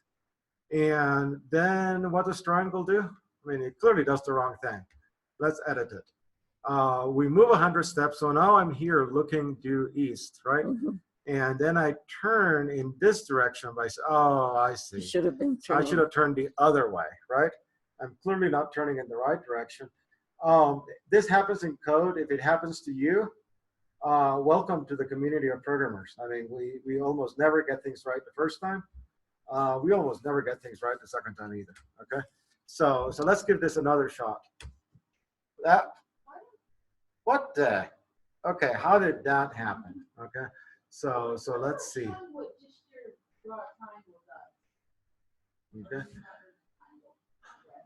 That is just strange. It seems like that would work a little bit better. Now, here's one thing that I want to say. It's really hard to get something working that has more than one step on it, right? So how do we fix it? And by the one. Repeat one. Yeah, we can repeat one. So now we only do it once, right? We can just do what we started with, okay? And if you think about it, this is a problem that we have that we didn't have before. We were actually doing pretty good when we did the square. Things started messing up when we added all these other stuff, right? So I'm with you. You know, getting the triangle and top of the house is really difficult. Let me try this. Okay, I want to see if my triangle works. Maybe it's my triangle, maybe it's my square, maybe it's the magic in between, right? I don't know which one it is. It could be wrong in any one of three places. Well, don't let that happen to you. Narrow it down to one place. That is the worst triangle I have ever seen in my entire life. Okay, so what's wrong? I started here looking east. I moved, and then I turned by 60 degrees. And as you can see, 60 degrees is not enough. Okay, all right. I'm gonna stop pretending, right? And what I want to say is the following. I'm talking to a room full of people who know geometry. Okay, so you guys know the difference between an internal angle and an external angle, right? If I'm doing equilateral triangles, the internal angles need to be 60 degrees. If you don't know the difference between internal and external, then you will simply say, an equilateral triangle, the angles are 60 degrees. So I want to turn by 60, right? That's why I made that mistake, because I wanted to show you this, okay? If you know the language of geometry, then you know that we need to turn by this. I was headed in this direction and I turned like that, right? So I'm doing the external angle, which for an equilateral triangle is 120 degrees, okay? I said earlier that this class is for Algebra 1. And here I am talking about internal and external angles. That's geometry, right? So if you have an audience full of seniors, full of people who have taken geometry, then you can talk that, right? If you have people that are taking it concurrently, then you can talk that and make a connection, right? Which will be cool. If you have a bunch of folks who haven't gotten there yet, don't worry. I've done this lab with fourth graders, okay? And so this is what I tell them. You know, I ask them this question. And honestly, with little kids, I have them stand up and do this. Stand up and turn all the way around. How many degrees did you turn? Okay? If they know that the answer is 360, and a lot of fourth graders know that answer, then I'm almost there. Okay? If they don't know that, oh, you're gonna do this? All right, Lynn, turn all the way around. Right, how many degrees? 360. 360, right? Okay. Now, we're doing a triangle. How many sides do we have? 3. 3. Fourth graders tend to know these facts. Okay? All right. So each time, how many degrees do you need to turn? Right now, what am I asking them to do? Division. Fourth graders know how to do division if you don't say long in front of it. Okay? So 360 divided by 3. 120. 120, right? She's an adult. She's not a fourth grader. They might need to use a calculator. Okay? But even if they do, then now we know what? Well, and also as a fourth grader, I know how to draw. So I might head that way and have somebody measure. Measure, exactly. Measure my angle. Right? So that's how we make the connection, even with tiny little kids, right? We can do this. So now let's change our code. Where did it go? Triangle, right here. So 60 was the wrong number. And of course, you knew that when I was typing it, right? And I knew that when I was typing it, but I wanted to show you this because this is the kind of mistake the students will make, okay? I want to come back to this, but not right now. So let me move on. Okay. Oh, question. So when you go to edit your code, when I go in there, I click on my triangle, it only brings up my triangle, it doesn't bring up my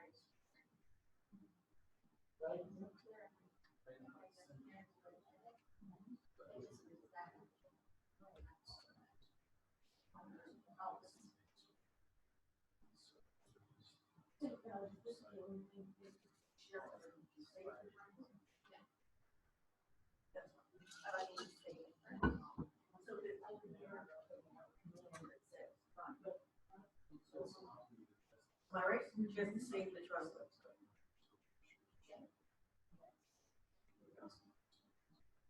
Okay.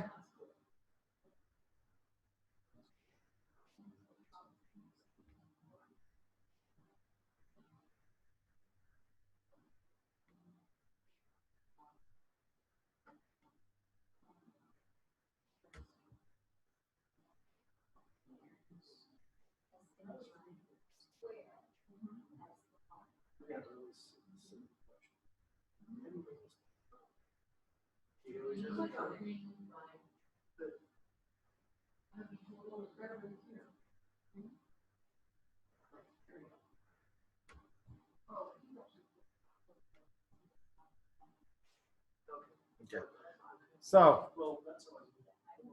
Go to the green flag.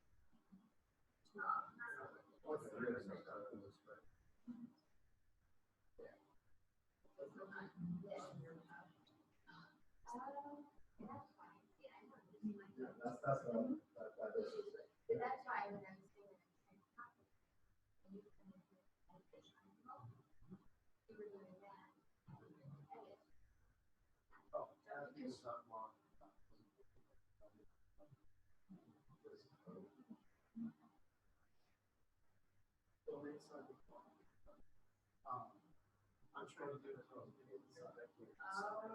that's it. So what do you do inside? Right now, you know, Is it a block? Yes. Yeah. So that's. Okay, so I just wanted to do this. And you can just drag this.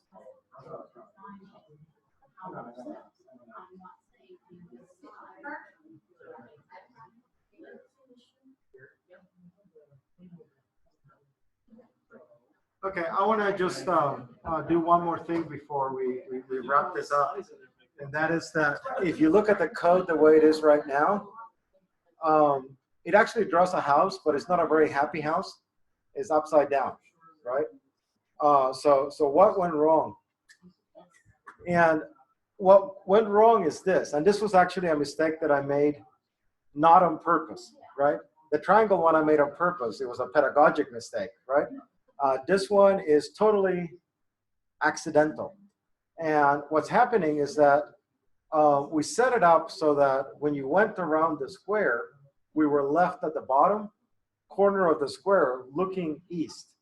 And then we wrote the code that kind of moves you to the top corner, and then we drew the triangle, okay?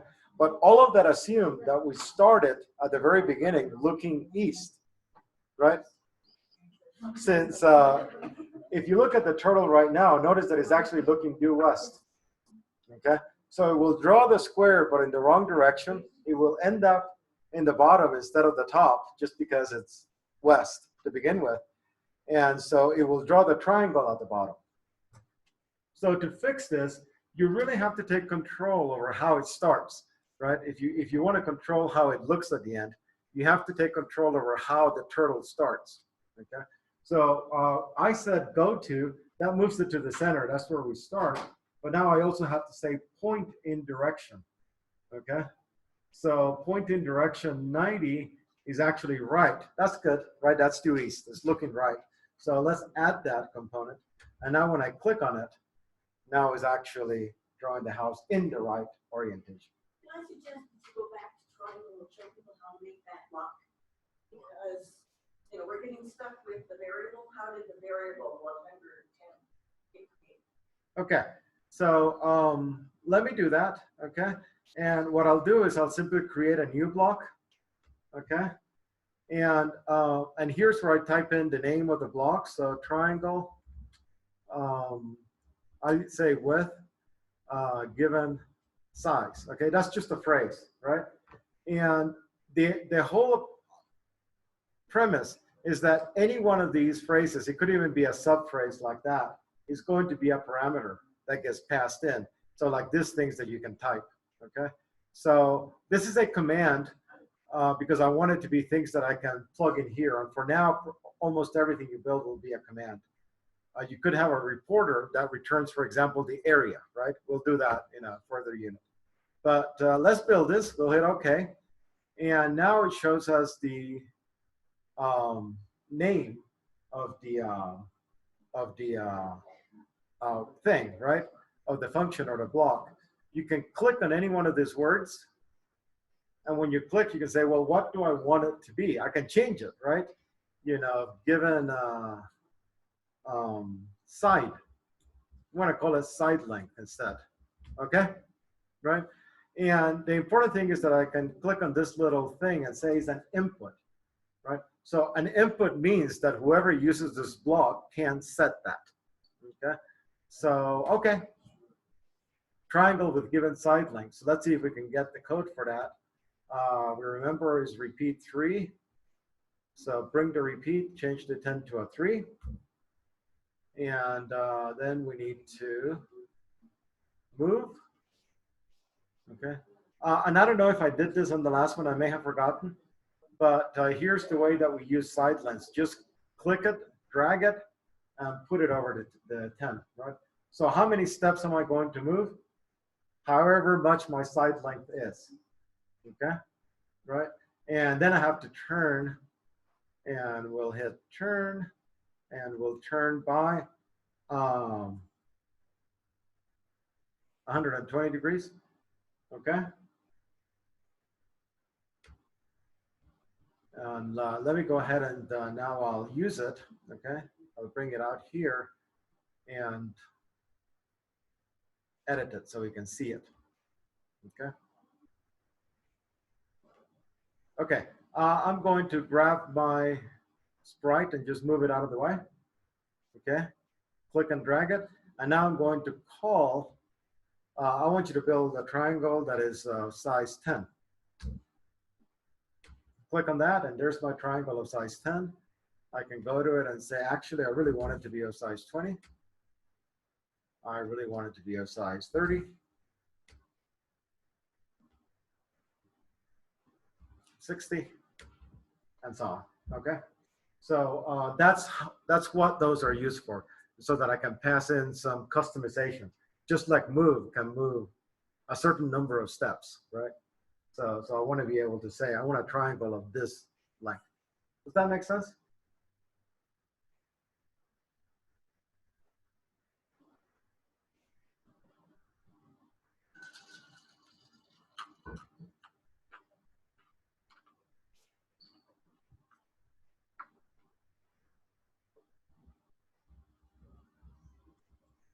So after you have your block editor, you hit apply or OK. Can we reset that?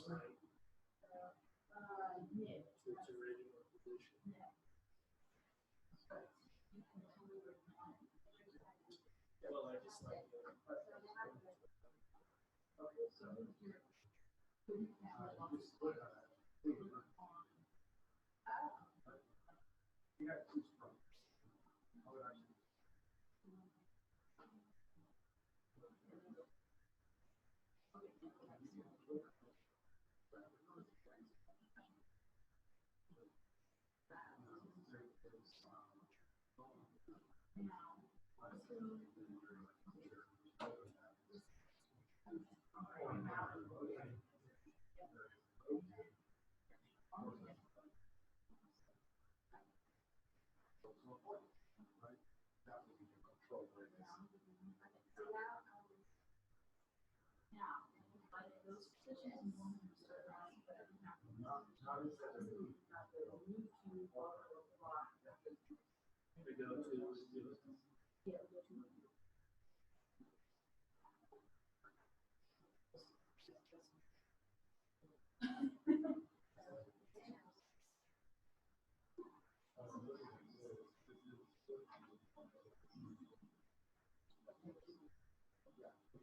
Well, I just like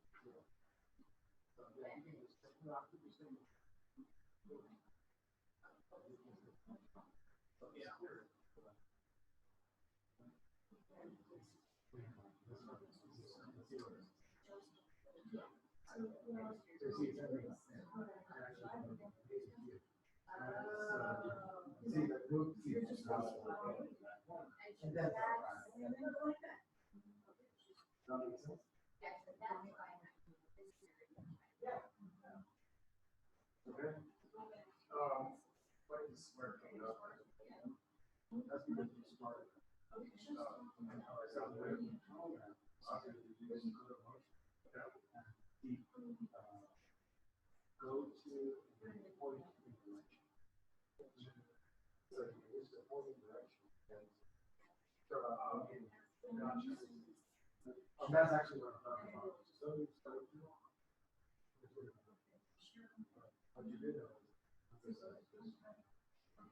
Or however many you decide like this. But that's the you want to do it. So here, straight. So straight, and then turn. Straight.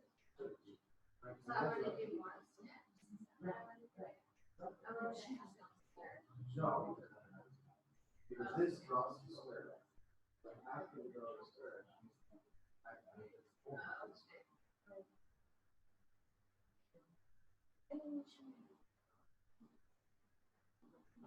if there's any questions online. All right, let's see what we have. Yeah, this is actually what I wanted to show you. If you have any questions at all about the code, go ahead and send them to me in the chat, and I'll try to answer them. I'll be walking around the room here trying to answer questions of people who are here as well. So, so just let me know if there's problems. Log into WIO courses. Okay, so URL is uio.instructure.com.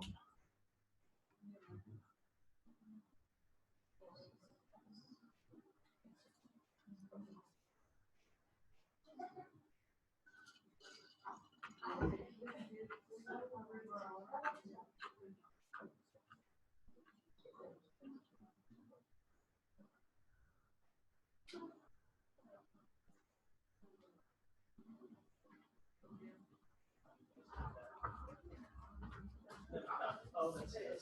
Let's see.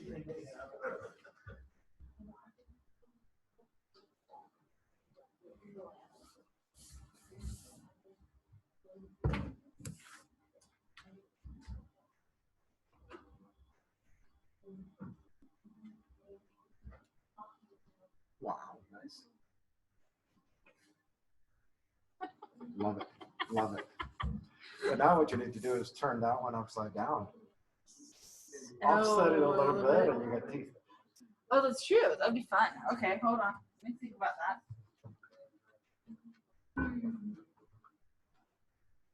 All right. So, you know, if you don't have questions, you're certainly free to take off. If you do have questions, I'll keep looking at my chat and I'll circulate. I'll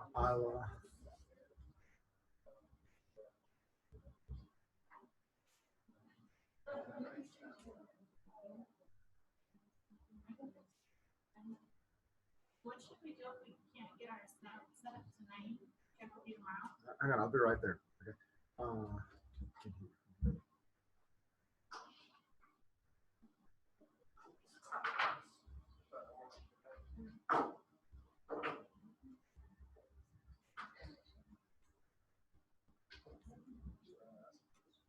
You're emailing us our home person.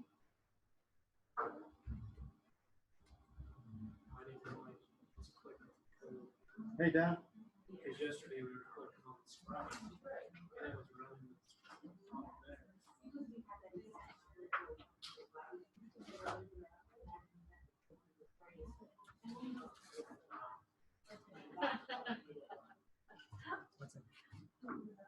You can also, Stephanie says she can't log in. She's not in wild courses. So I want to double check that. Make sure it's not All right. here. Sorry, I can't hear from that office. I just said that,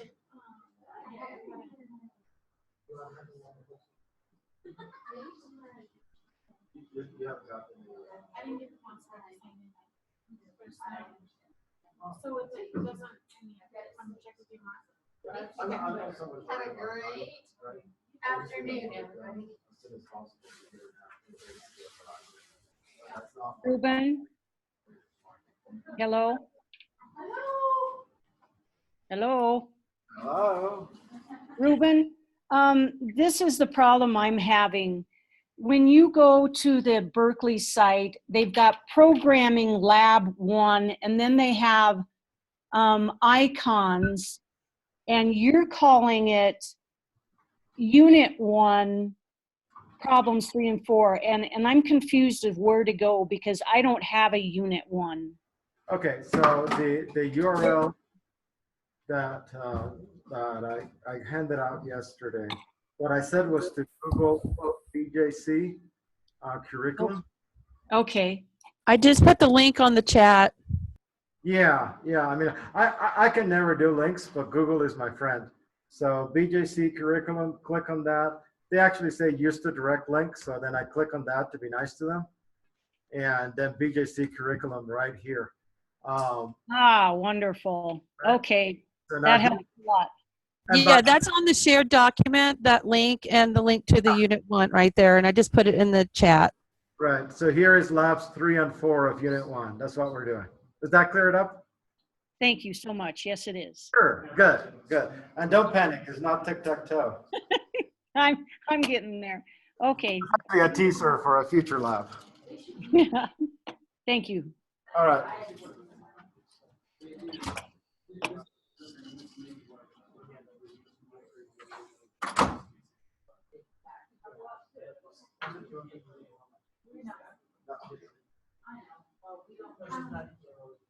So you haven't got them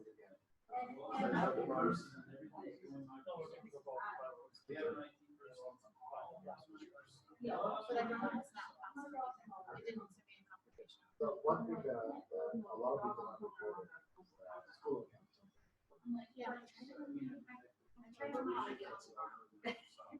Gmail did not work either? Which would be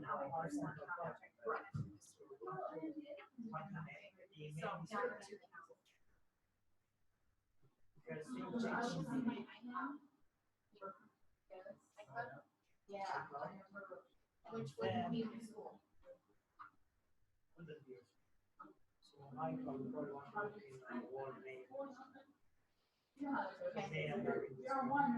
I'm gonna try that tonight.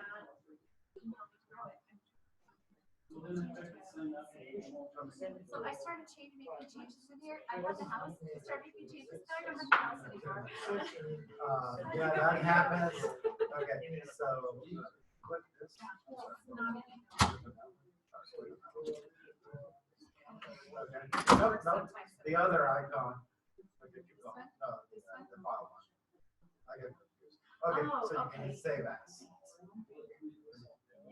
Be careful. Make sure you hit save as, otherwise, you know.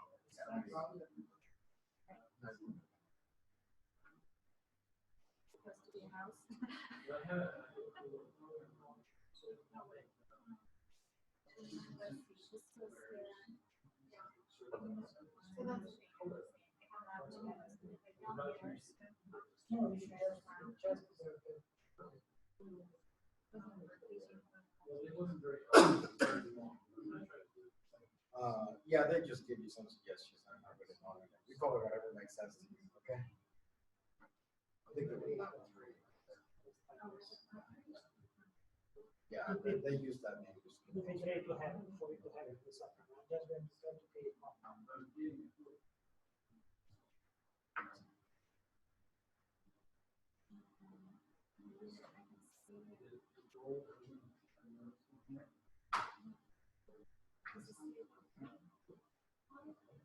But I got to reading all that. Are we at chapter 2, chapter 3?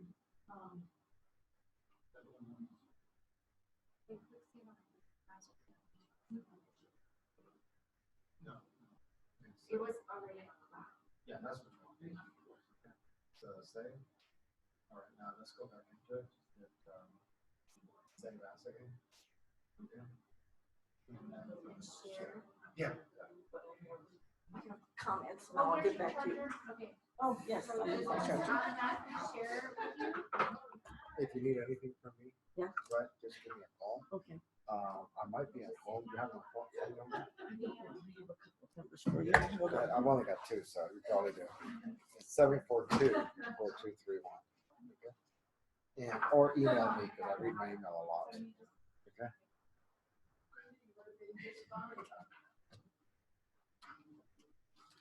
Okay, thank you. So that way, anything you want to talk about.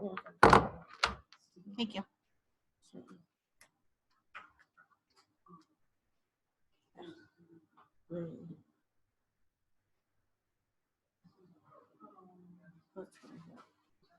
Okay, so let's add one. Okay. It's called, sorry.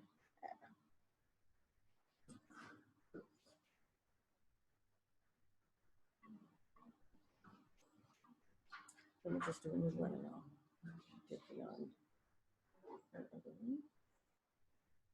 So, looks like I know another group. And I can't think of it. So what is it? 307 742 742 4231. And yeah, so just call me if you need anything. Okay. All right. And tomorrow is, if I remember correctly, algorithms day. No. Well, and you know, they really do need Some help with the programming. yeah, I think we have to figure out. I was having a discussion over here, and I said, well, you know, one of the things that's going to happen is that at least in the teacher circle, we'll come back over these same programs and we'll talk about things you want to insert for teaching, and also a reminder of, you know, where did you get stuck? Yeah. Where do you think they might get stuck? What do you know to look for? But maybe we should do a little bit of that together before we all go away. And yeah. Good night, or good afternoon. I was going to suggest that they do pair programming because that helps a lot, but it doesn't help us with the folks that are remote. I went away from that. I went, no, that's not going to work. Okay, so yeah, we can talk about that. But yeah, I think we should do. Okay. I mean, I'm happy with a lot of the time that we spend here being taken programs, right? So I want him to do some of the stuff in Unit 2, and we can just do that tomorrow here, right? Algorithms, surprisingly, there's not a lot that needs to be said, you know, because everyone's going to know that much. So I'll have my All right, notes. so, and then I guess another question is, I'd sort of like to see an answer. That was what Billy wanted, an answer. That's what Billy always wanted. And maybe we need to, remember we said An we were answer going to to have that, them to help these us? things. Yes, to everything, yeah, but certainly to this. But what I was going to say was, remember we were going to have them build something that would help everybody else. Right. So I'm just taking notes. Now they want an answer. Okay. All right. Now, they don't want a whole answer. I think that they just want an answer key at the beginning and some little bit of reinforcement. So is that something we should build or something they should build? I think we start it, but then they can build on it. We can. So that's something I was going to work on this weekend. That seems all right. And I'm happy to, I mean, it won't take me long to write all these programs, obviously. Right. You know, so I'm happy to do that. What I don't want him to do is to read the answer keys and then think that that's what it is. And push the kids toward it. I think that comment about Corey.org, Yeah. where they set up templates and they set Yeah, up just they way did too too much. much. The kids feel good about what they accomplished. Yeah, but it's not the same as accomplishment. Right, but there's a here, right? No, and it's comfort. It makes them safe, feel safe. Is that your Yeti? No, that's Ruben. Ruben, is that your? What? You're gonna lose your Yeti. Oh, yeah, thank you.